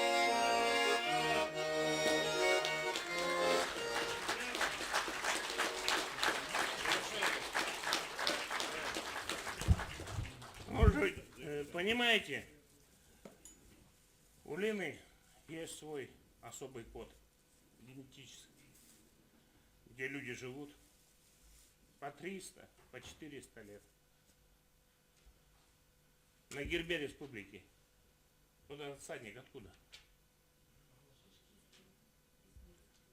Шерскинские писаницы. Формально это на территории Качевского района, но описание и всемирную известность этому изображению придал Алексей Павлович Кладников, академик, герой соцтруда, лауреат 2 государственных премий, 3 орденов Ленина, 2 орденов Октябрьской революции, уроженец Жигаловского района. Его отец был учителем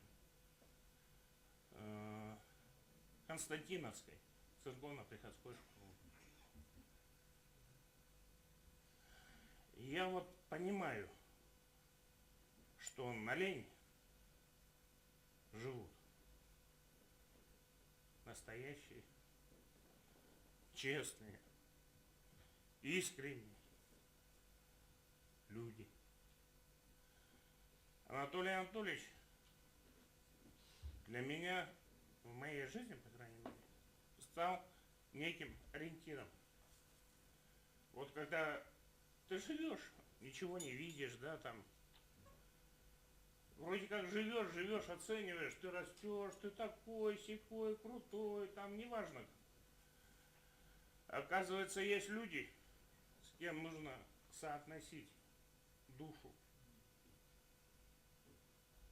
Я сегодня привез подарки.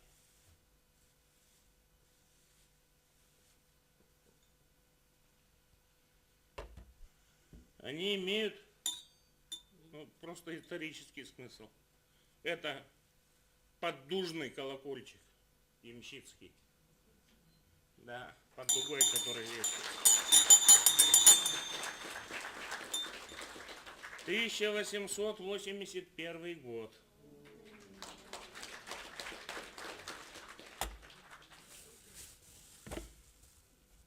А вот это вообще, не знаю, датировке не поддается, 200-300 лет.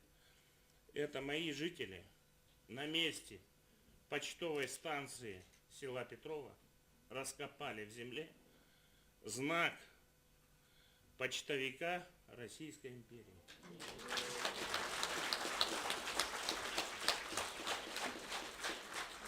Мне его просто принесли, сказали, увези в Якутск, пусть у них будет. Знайте, что вот это знак имеет конкретную историческую историю. Да, он был у какого-то ямщика на Якутском тракте, в 19, может, в 18 веке, я не знаю датировки. Именно в Жигаловском районе на станции Петрова.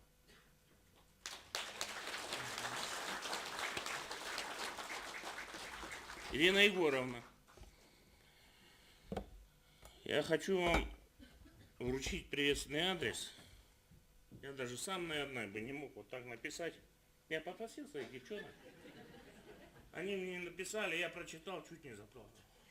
Вот честно, душевно, искренне, по-настоящему. Дай Бог, что есть люди в Республике Якутия. Я так прикинул, у вас 30 тысяч, да? Потомков. Посчитать надо. Да. Я так прикидываю, это даже больше членов партии «Единая Россия». Поэтому дай Бог сохранить вам и передать вашим потомкам все, что вы донесли. Спасибо большое. Спасибо. Игорь Николаевич, он таскал Анатолия Анатольевича на плече, чтобы он не промочил ноги. Маловозная Лена была, понимаете, представили, Пустилга у меня есть такая, населенный пункт, старейшая. В самый лучший музей отдадим, да? Да. Пустилга у меня церковь Дмитриевской иконы Божьей Матери освящена 14 ноября 1804 года. И вот когда мы приехали туда, старейшая за Уралом деревянная, а берег мелкий. Они же что, городские там, еще чем-то, я сапога своей лодкой рулил. Я всех на берег переносил. Женщин просто. Спасибо, Игорь Николаевич. Анатолий Анатольевич, когда вернулся с экспедиции, он рассказывал про Игоря Николаевича. И мне он... Минутку. И мне он говорил, что Игорь Николаевич очень хороший рассказчик. И по его рассказам по берегам Лены, вот на том месте, где вот, Жигаловский район, Качук, иногда на водопой звери ходят по очереди.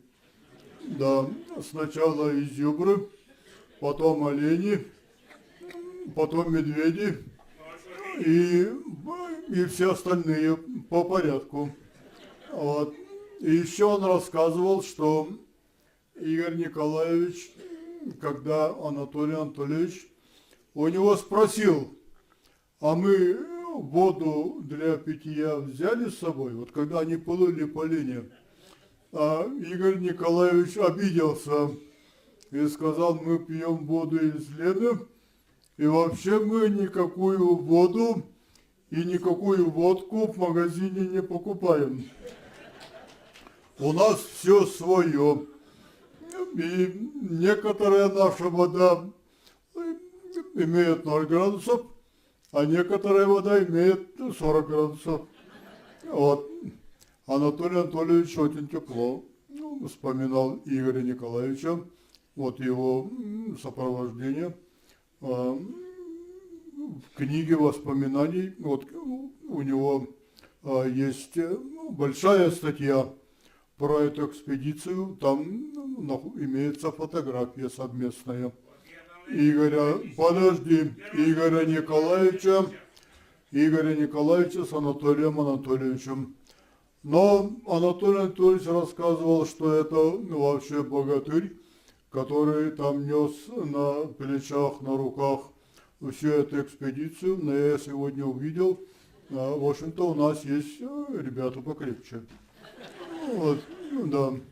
И воду пить, и водку пить наши, по-моему, крепче. Да. Коллеги, идем дальше. Сегодня здесь я хочу слово предоставить представителям Якутской и Ленской епархии Русской Православной Церкви. Анатолий Анатольевич очень дружил с нашей епархией. И в Синске, помните, да, эпопея строительства Синской Воскресенской церкви, связанная с именем Ильи Максимовича Шадрина. Вот здесь сестры Шадрины, я их видел, вот сидят сестры Шадрины. И тоже благодаря Анатолию Анатольевичу Добрянцеву была организована экспедиции вот этих сестер Шадриных в Санкт-Петербург, где они в архивах работали и обнаружили ценнейшие документы по концу 18 и начала 20 веков, всю эпопею строительства Синской Воскресенской церкви, которую начал Илья Шадрин, и, пройдя через все вот эти перипетии, все-таки достроил его и увидел его открытие в 1823 году. Так было. Вот. Сегодня здесь присутствует иеромонах Гермоген. Пожалуйста, вам слово. Хорошо.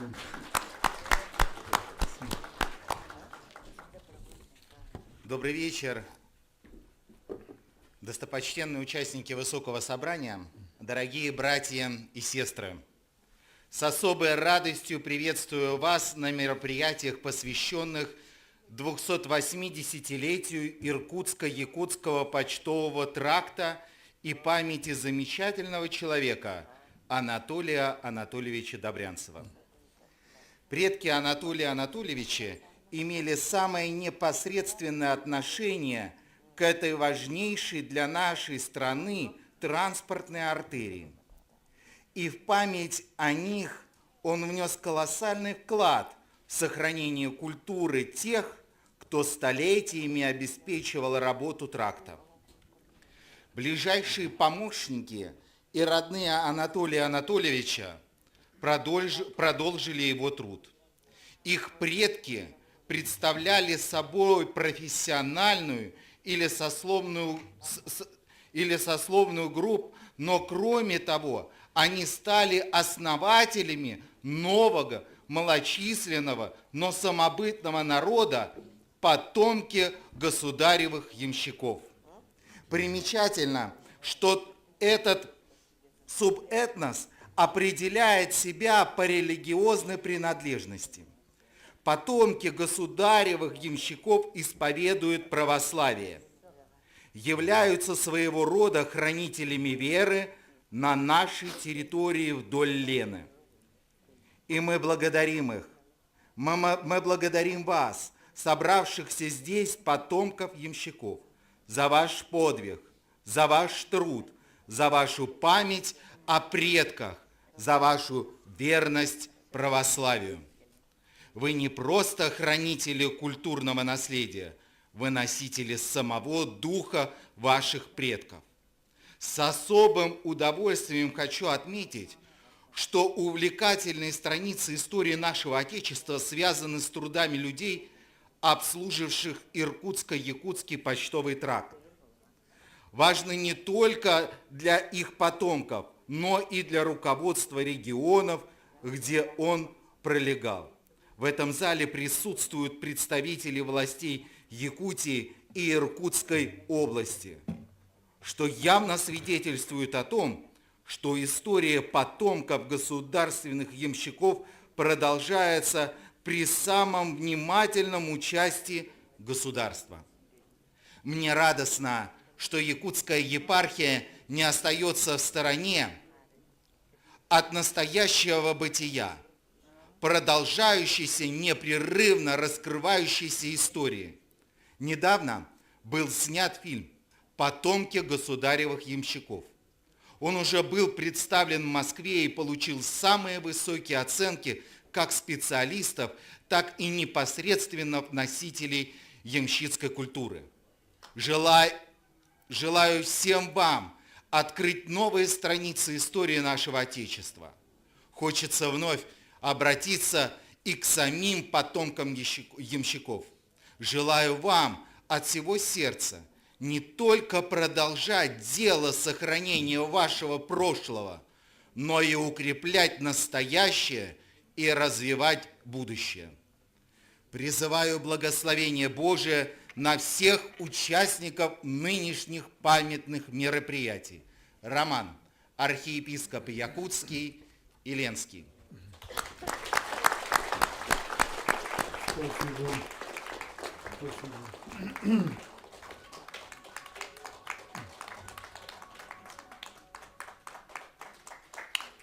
Благословение Якутской епархии Русской Православной Церкви преподаются Петровой Валентине Егоровне, руководителю ансамбля потомков государевых ямщиков «Бубенцы над Леной», поселка Максоголов, Хангаласского улуса, почетному потомку государевых ямщиков.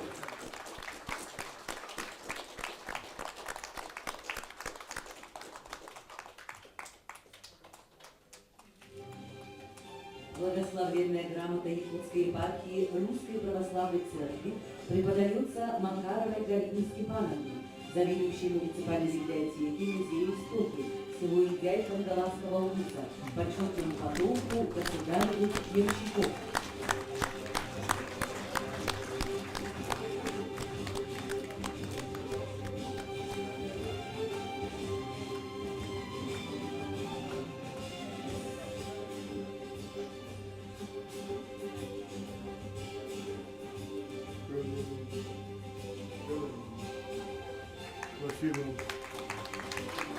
Вас приветствует народный фолк-дуэт «Оберег» города Киренской Иркутской области. Ольга Коварла и Елена Казакова.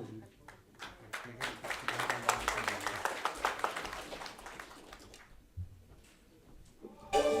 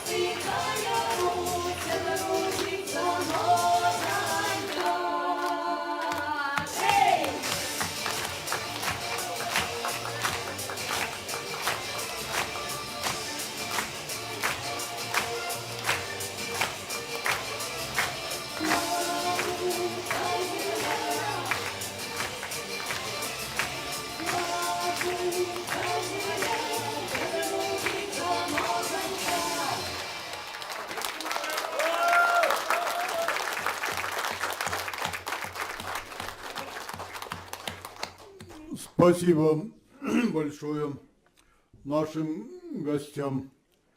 От имени глав Приленского тракта слово предоставляется главе муниципального района Хангаласский улус Олегу Валерьевичу Иринееву. Николай Николаевич, можете выйти и рядом встать. Да. Вот главы нынешние наши, пожалуйста. Диктовла Светлана Васильевна, Александр Николаевич, Кузьма Романович, Бюйманна Мустубут, Бидой Дулахтарым, Бу Бюйнги Терехин Катилахтара, Эхидни Хангалас Лухун Джонун Сергетин Адеттан, Бу Бахалктара Аттарыттан, Бу Иркутскайтан Жокускай geldi. Почта тарага терилибите 210 сыллах өрөгөйдөгү билүүнен ититик истеннек агырдылыбын көңүлле.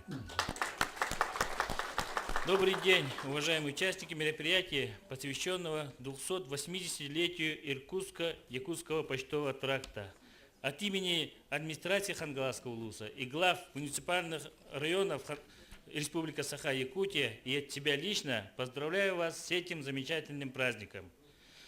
В Хангаласском улусе на протяжении 3 столетий сохранилась самобытная культура русских переселенцев-ямщиков, населявших Иркутско-Якутский почтовый тракт. Главное богатство народа – это талантливые люди, хранители народных традиций, в которых отражена история всей страны. За 280 лет проживания с местным населением в северных условиях потомки ямщиков выработали свой неповторимый менталитет. Усвоили якутский язык, который стал для большинства родным, многие переняли местные обычаи и традиции, при этом сохранили свои исторические корни с его культурой, фольклором. Сегодняшние носители ямщикской культуры бережно хранят и передают своим потомкам духовную культуру своих предков. В нашем районе активная и системная работа по сохранению и развитию самобытной культуры приленских ямщиков началась в 80-х годах.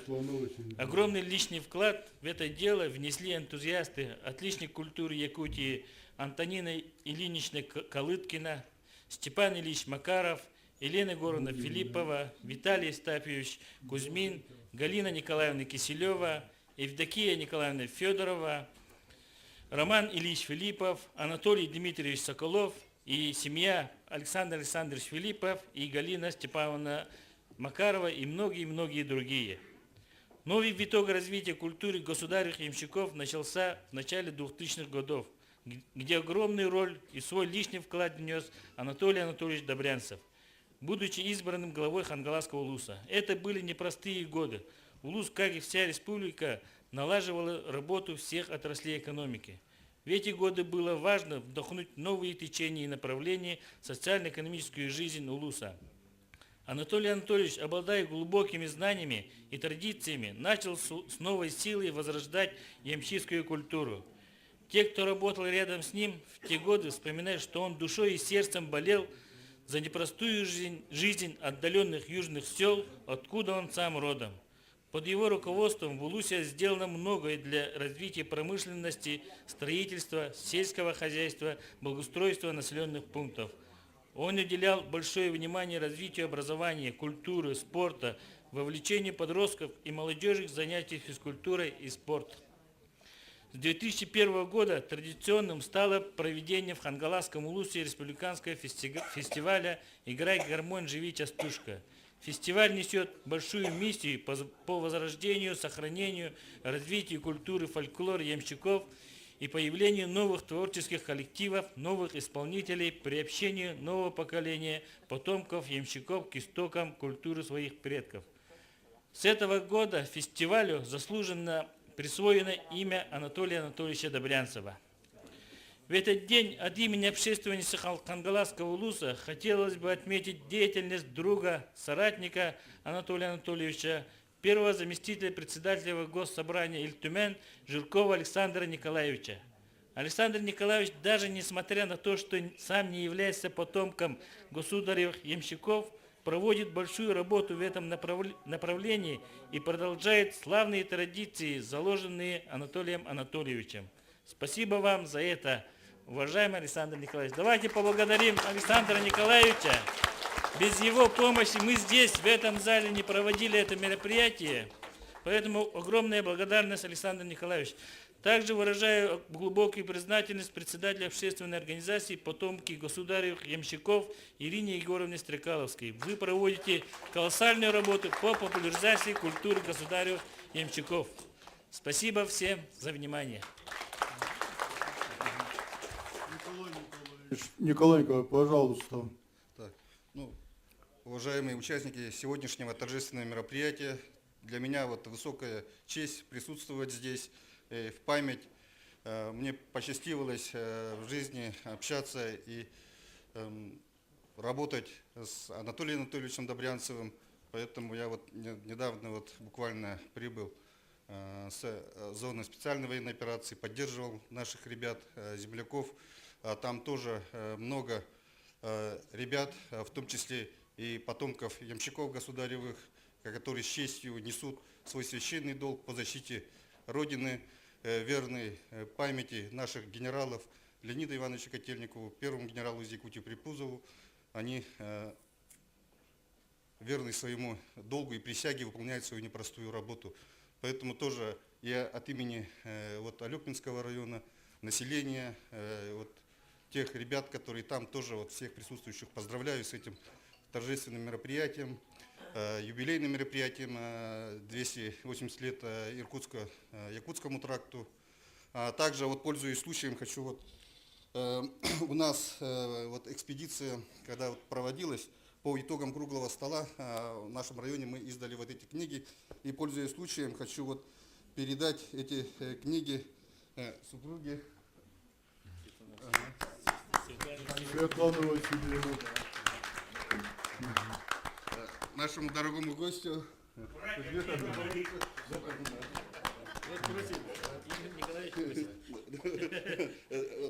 Этот обязательно подарим. Ну и Александру Николаевичу. Вот ему передайте, потом, да. Добро, как скажете.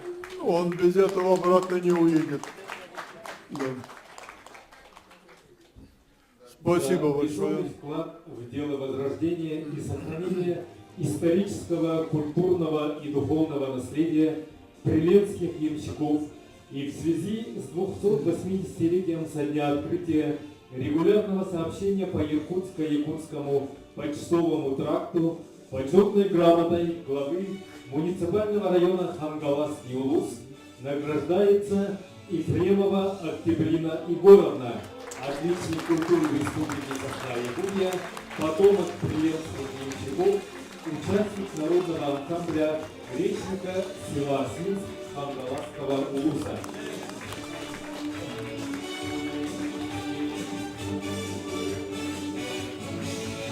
Почетной грамотой главы муниципального района Хангаласский улус награждается Наумов Николай Александрович, потомок прилепских ямщиков, гармонист, участник фольклорного ансамбля «Сударушка» села Бестяк Хангаласского улуса.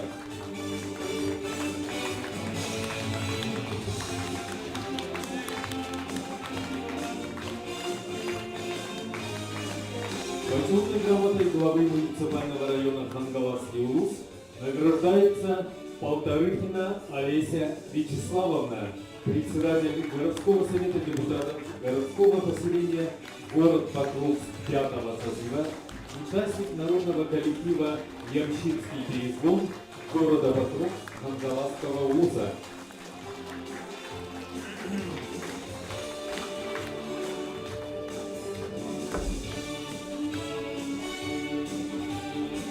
Спасибо большое. Коллеги, мы подходим к завершению нашей встречи. Сегодня здесь присутствует супруга Анатолия Анатольевича, Светлана Васильевна, а также родные, братья, сестры и близкие родственники Анатолия Анатольевича Добрянцева. Станислав Анатольевич Добрянцев присутствует. Так, Владимир Анатольевич, он сидел, но сегодня у него юбилей. 60 лет рождения. Вот он ушел готовить стол. Да. Да. Ему есть награда от парламента республики. Станислав Анатольевич, вы ему сегодня вручите. Я вам передам. Я вас давно знаю, вам доверяю. Вот. Здесь присутствует Александр Анатольевич Добрянцев. Вот. Да. Жанна Анатольевна здесь присутствует. Родная сестра Анатолия Анатольевича. Так, еще присутствует Светлана Анатольевна. Я порядок перепутал. Светлана немножко старше. Да. Вот так. Вот это прямые родственники Анатолия Анатольевича. Вот дети об этом сегодня уже сообщили. Вот, присутствует здесь. И сейчас слово имеет дочь Анатолия Анатольевича, Ольга. Пожалуйста, Ольга.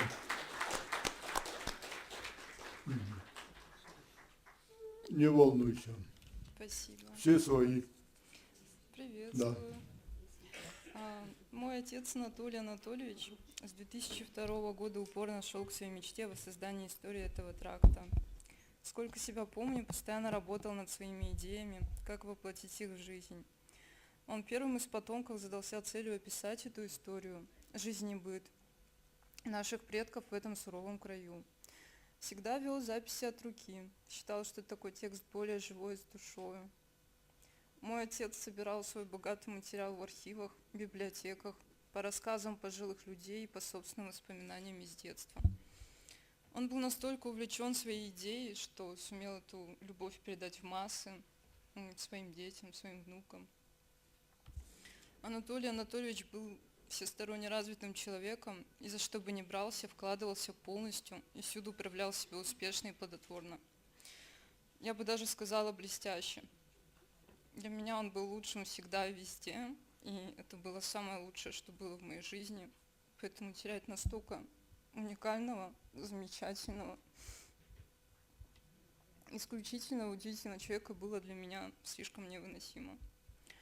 Папа был достойным лидером и мог сплотить вокруг себя людей, которыми движила одна цель.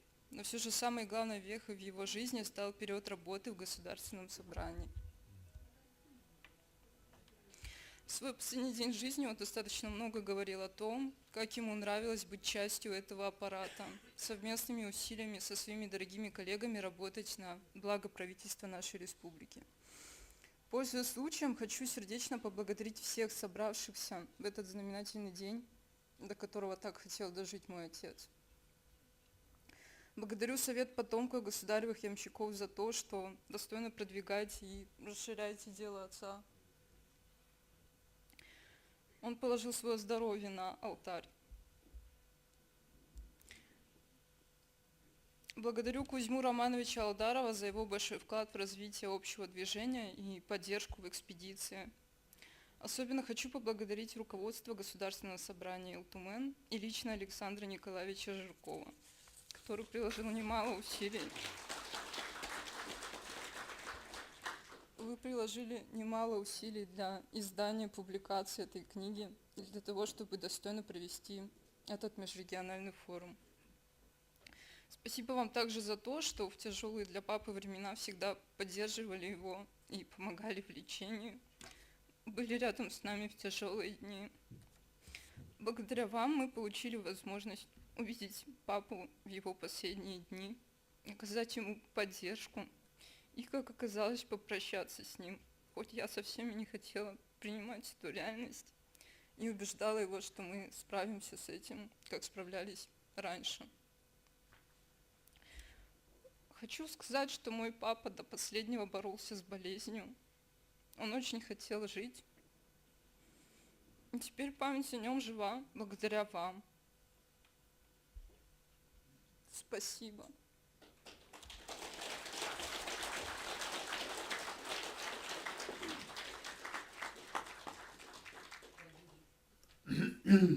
Дорогие друзья, вас поздравляет внучка Анатолия Анатольевича Добрянцева Виктория Березкина, ученица 7 класса средней общеобразовательной школы номер 23 города Якутска, ученица детской школы искусств номер 2, лауреат второй степени Республиканского конкурса молодых исполнителей «Новые имена Якутии» 2023.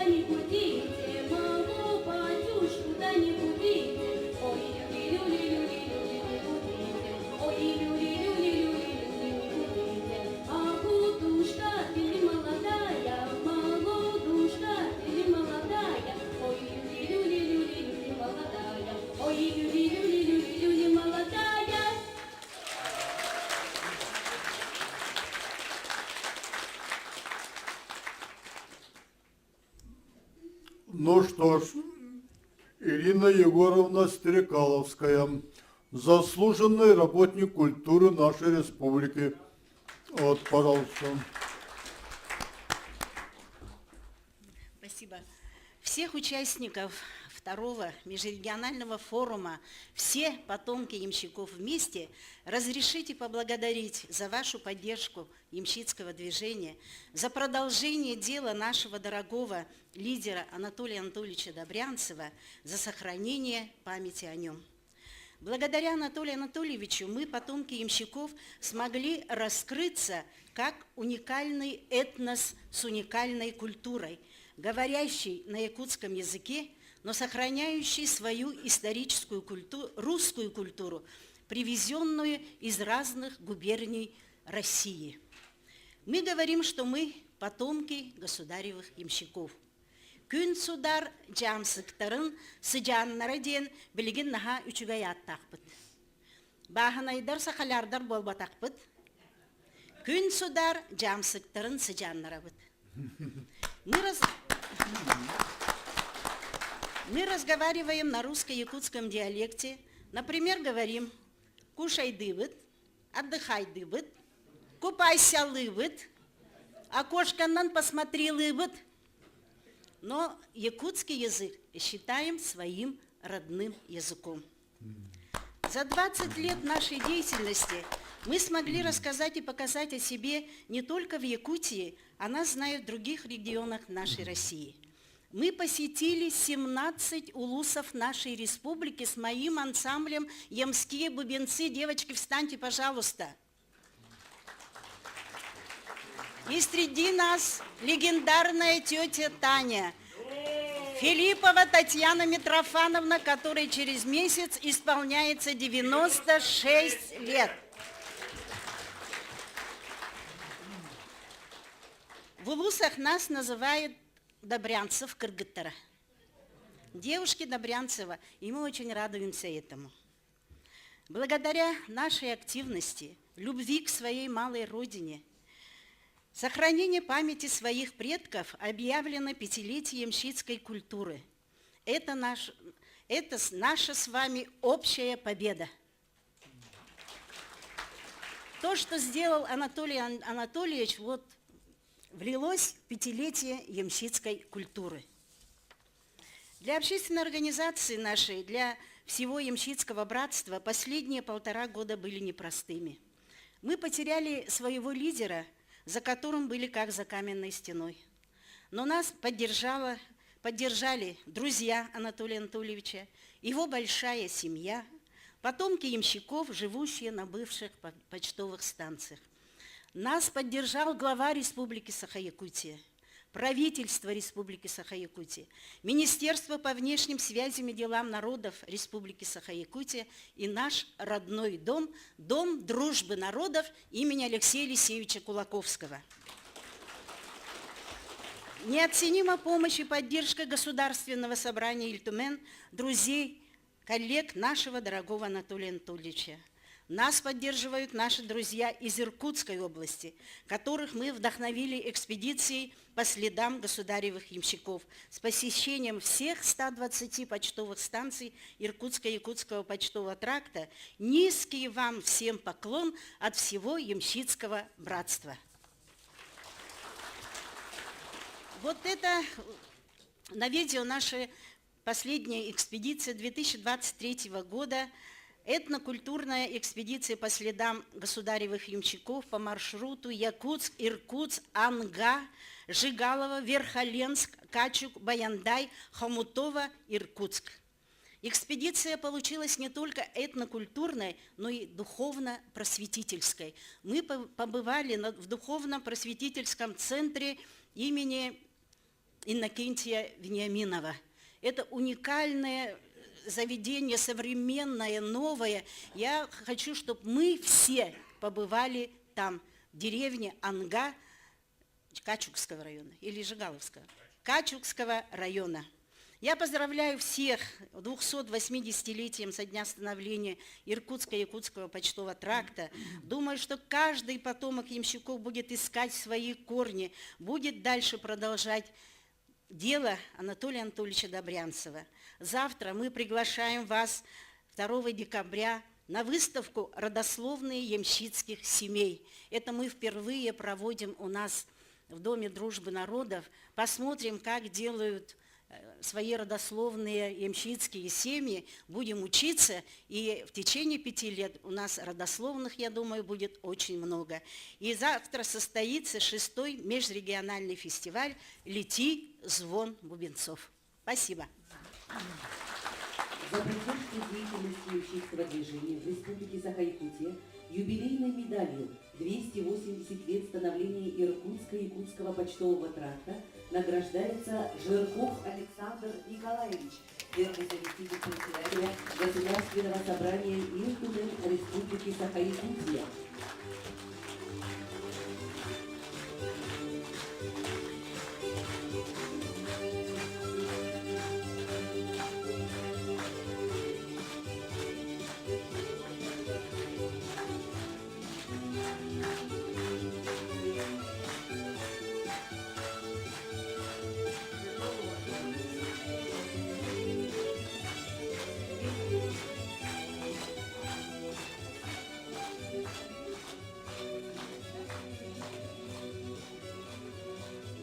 Юбилейной медалью 280 лет становления Иркутско-Якутского почтового тракта награждается Алдаров Кузьма Романович, заместитель председателя Законодательного собрания Иркутской области.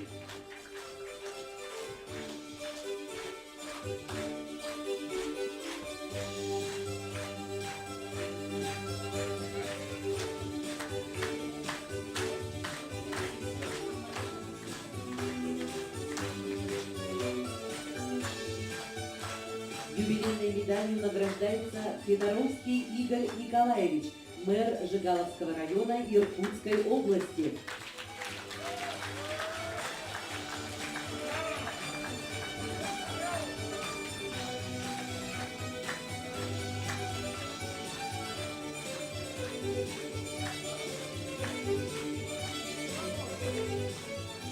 Юбилейной медалью награждается Чубаков Александр Николаевич, генеральный директор компании «Байкал 4х4».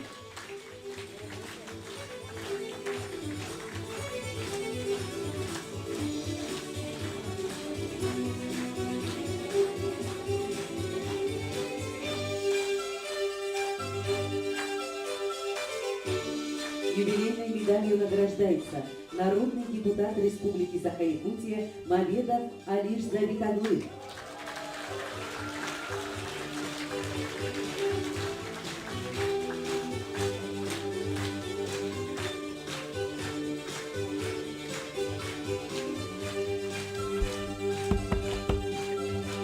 Друзья, я так, если уйду, ямщики меня убьют.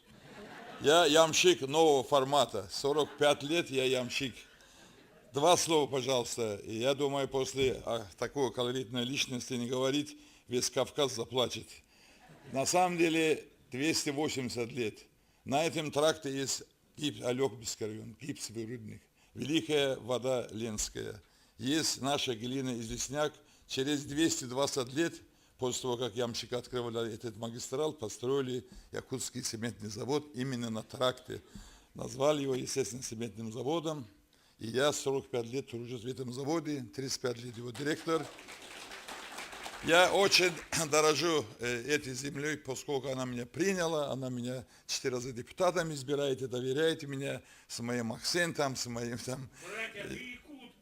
Конечно.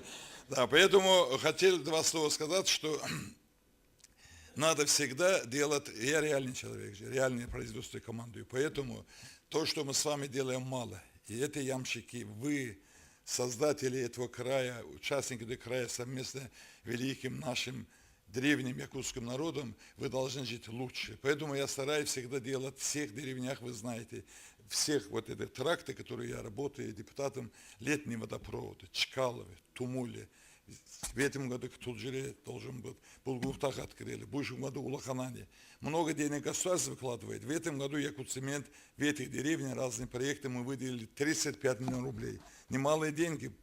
Я начал строить, я мусульманин, но я не этот такой, я строил Махсалоха, сам руководил церковью. Открыли мы его лет 12 назад, 50 лет нашего завода. В будущем году, День строителя, мы обязательно Якутцементом церковь, которую начал я строить, Цинский, довел до куполов.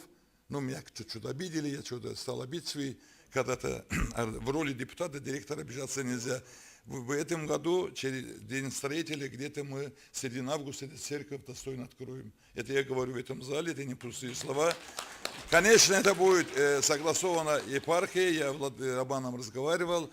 И я знаю, где строим, какой проект. Там все соответствует проекту. То, что мы сделали, все живет, стоит. Купола там стоит уже 5-6 лет, стыдно. Я хочу, чтобы на реке Синик эти колокола звенели, люди, туристы едут, радовались красотой этого края. Есть много других проектов, об этом говорить не буду. Хочу одно сказать, что на самом деле судьба человека, она такая штука. Я рядом с Добрянцевым жил, дружил, кушал, а не знал, что я легендарным парнем кушаю, да, живу, там вы сами знаете, какие у нас взаимоотношения с Анатолием был, вместе депутатом были, головой был, я с ним как дружил, семьей, сестры, братья, все меня один знают, мою семью, мою жену. И я, естественно, соответствую тоже ямщику, поскольку я служил в Тикси, где река Лена впадает в море Лаптевых, южном берегу, правда. Я ездил в Жгалово 10 лет назад, решил в одиночку плыть по реке Лена, как ямщик. Я добрался до Ленска, я устал, оттуда летел самолетом. Поэтому я решил видеть реку Лена шириной, где метр написано река Лена. Был Жгалово. Там комары жгучие, чем у нас. Дамашка ваша у вас, как вы, крупный очень. Поэтому очень великий праздник, очень великая история. Это история сегодняшнего дня, будущего дня.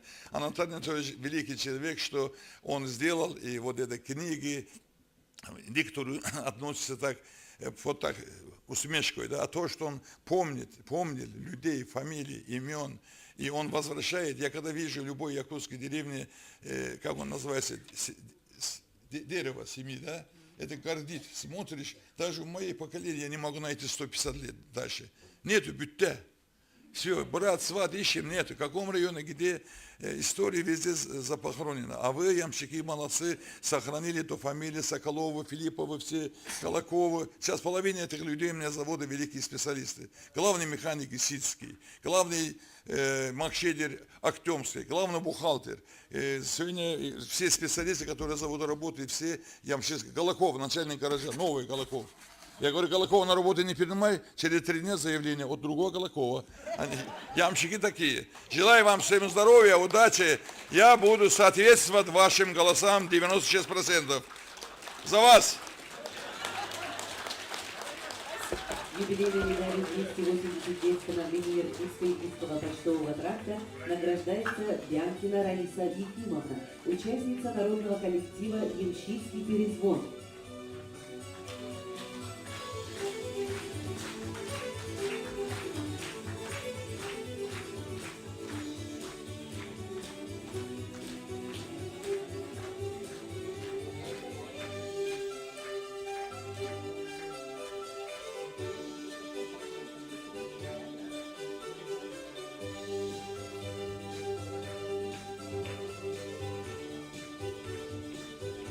Юбилейной медалью награждается Добрянцева Светлана Васильевна, ветеран труда.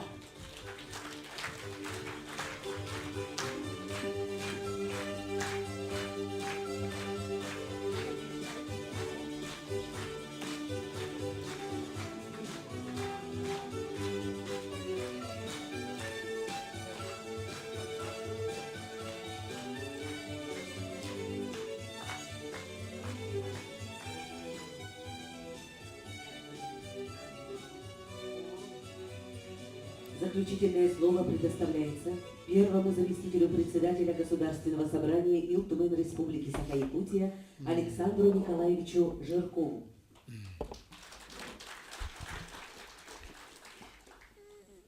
Многие из вас, наверное, в этом зале впервые.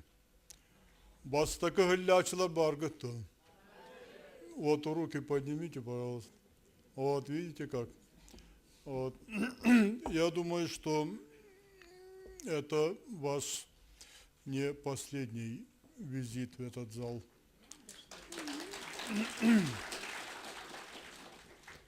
Объявленный главой республики 5-летие ямщицкой культуры, парламент республики в этих мероприятиях будет принимать непосредственное участие.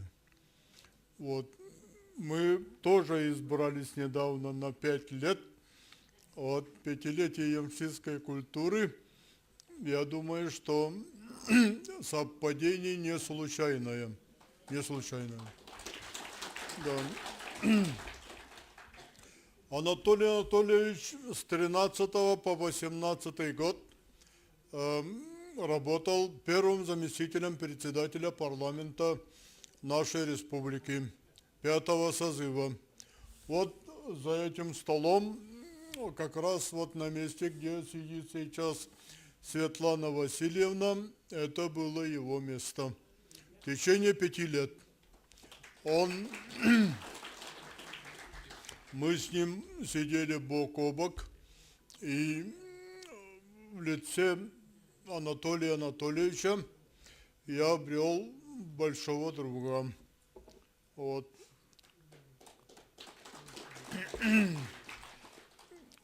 Коллеги,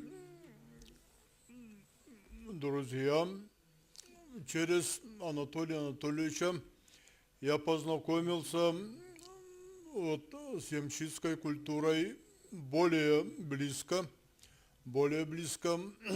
познакомился с теми, кто пропагандирует ямщицкую культуру, историю приленских ямщиков. Это для меня было очень существенно. Вот. Кстати, в этом году 255 лет исполняется.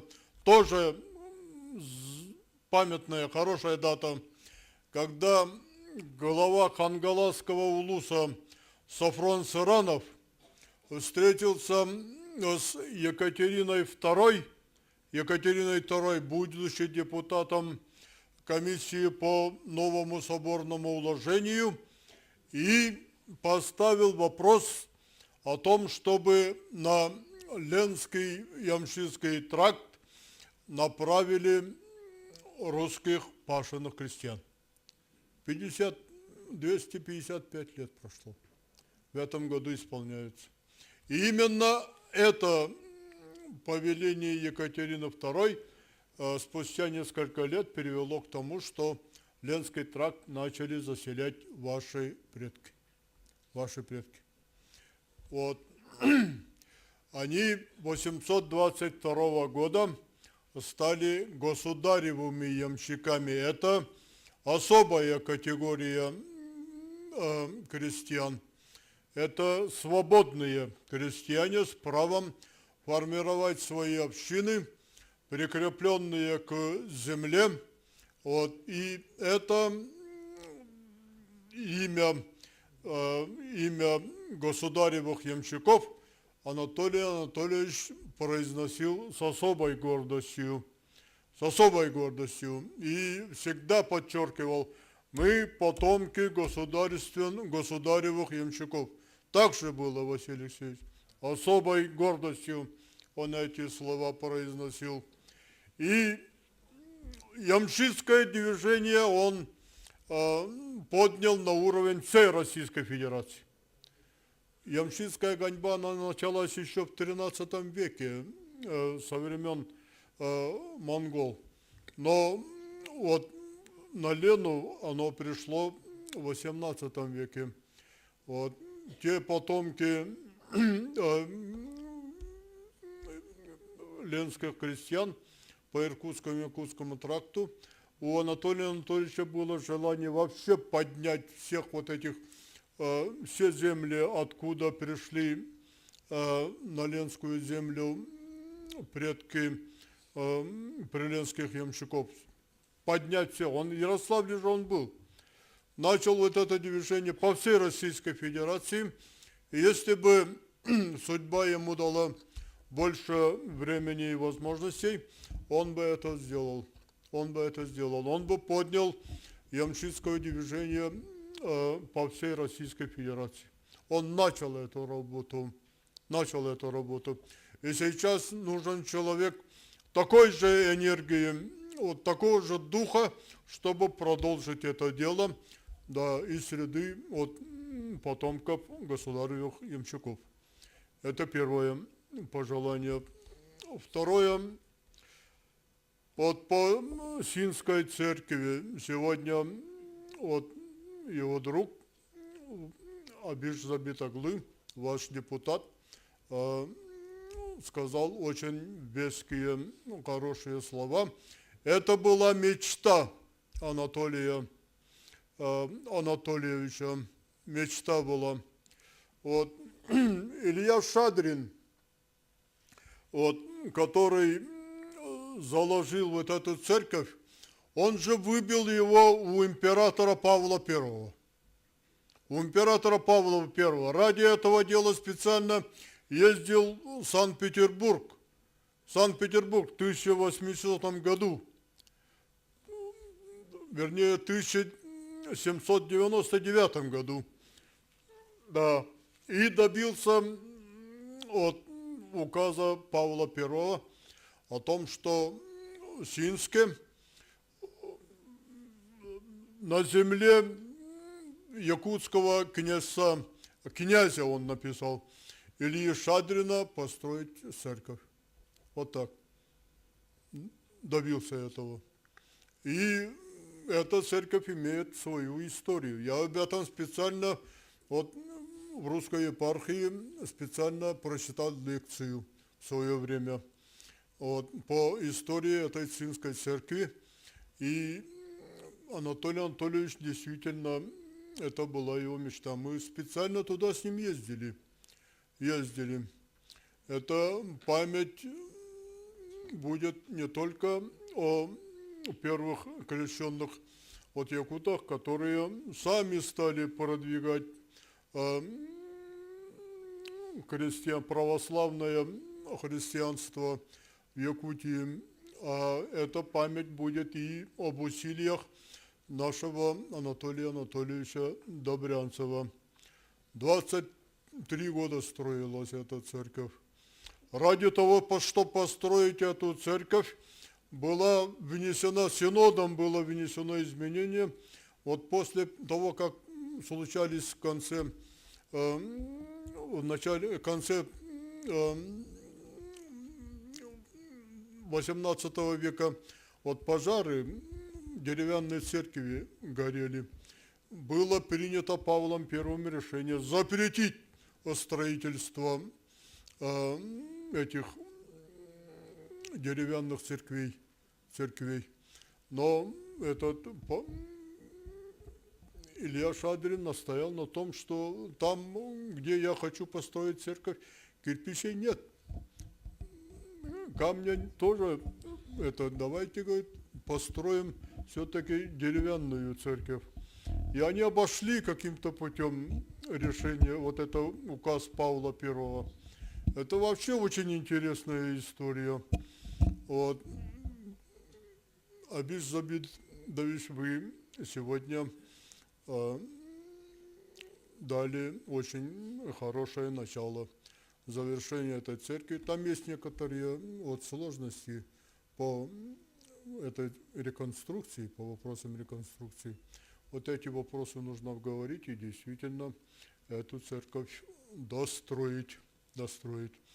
Это вот второе. И третье, что я хотел бы сказать, вот культура ямщицкая, она очень своеобразная. И его сохранение вот этой культуры, ее сохранение в очень большой степени зависит от вас самих. Вот от тех людей, которые сегодня здесь присутствуют, находятся. От вашего энтузиазма, от вашего желания. Ваша культура, она сейчас поднята на уровень культуры всей нашей республики. На высокий уровень она поднята. И она сейчас находится в хорошей динамике. Вот вопросы сохранения и пропаганды ямщицкой культуры. Такого по всей Российской Федерации, наверное, вот 5 пальцев посчитать. Может быть, даже меньше.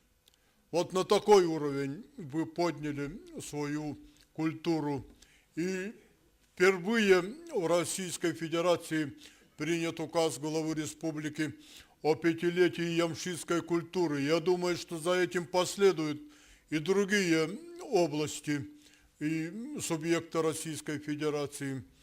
Вот вам в этой работе я желаю больших успехов, а роду Добрянцевых процветания, увеличения, расширения и всех размножения и всех благ, которые может только человек пожелать этому прекрасному роду, представителями которой вы являетесь. Большое вам всем спасибо. За вклад в социально-экономическое развитие Республики Саха-Якутия благодарственное письмо первого заместителя председателя Государственного собрания Илтумен Республики Саха-Якутия вручается Алдарову Кузьме Романовичу, заместителю председателя Законодательного собрания Иркутской области.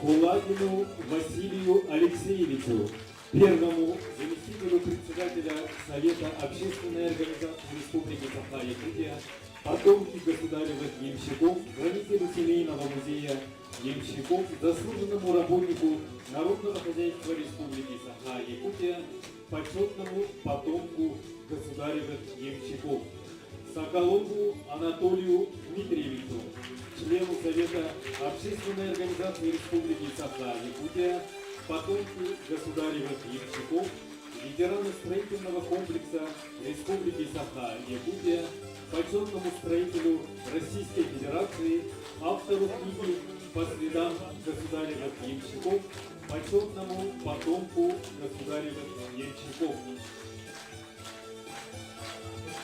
Павловой Анастасии Ивановне, руководителю народного фольклорного ансамбля «Ямщицкий перезвон», отличнику культуры Республики Саха-Якутия.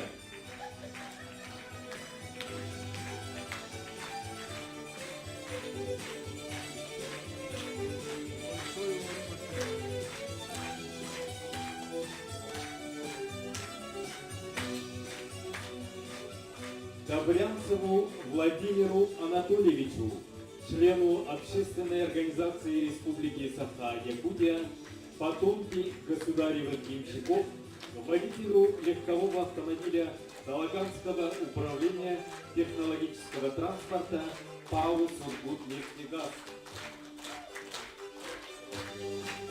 Шавриной Зинаиде Егоровне, потомку ямщиков Строевых Водомайской почтовой станции Иркутско-Якутского почтового тракта, почетному потомку государевых ямщиков.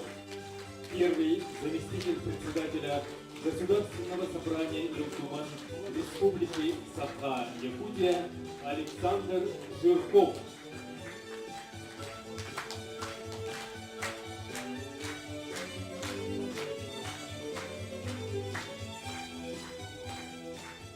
Уважаемые участники торжественного заседания, приглашаем вас на общее фотографирование.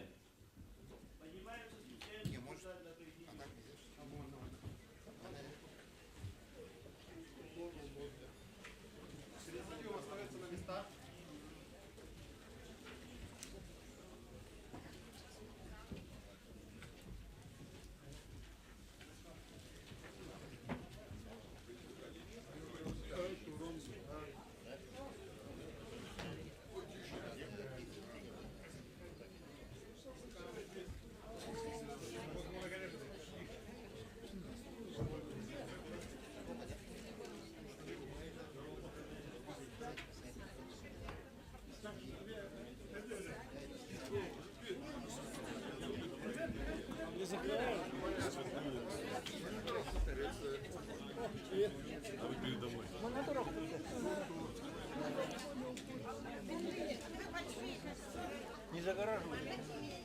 Не загораживай.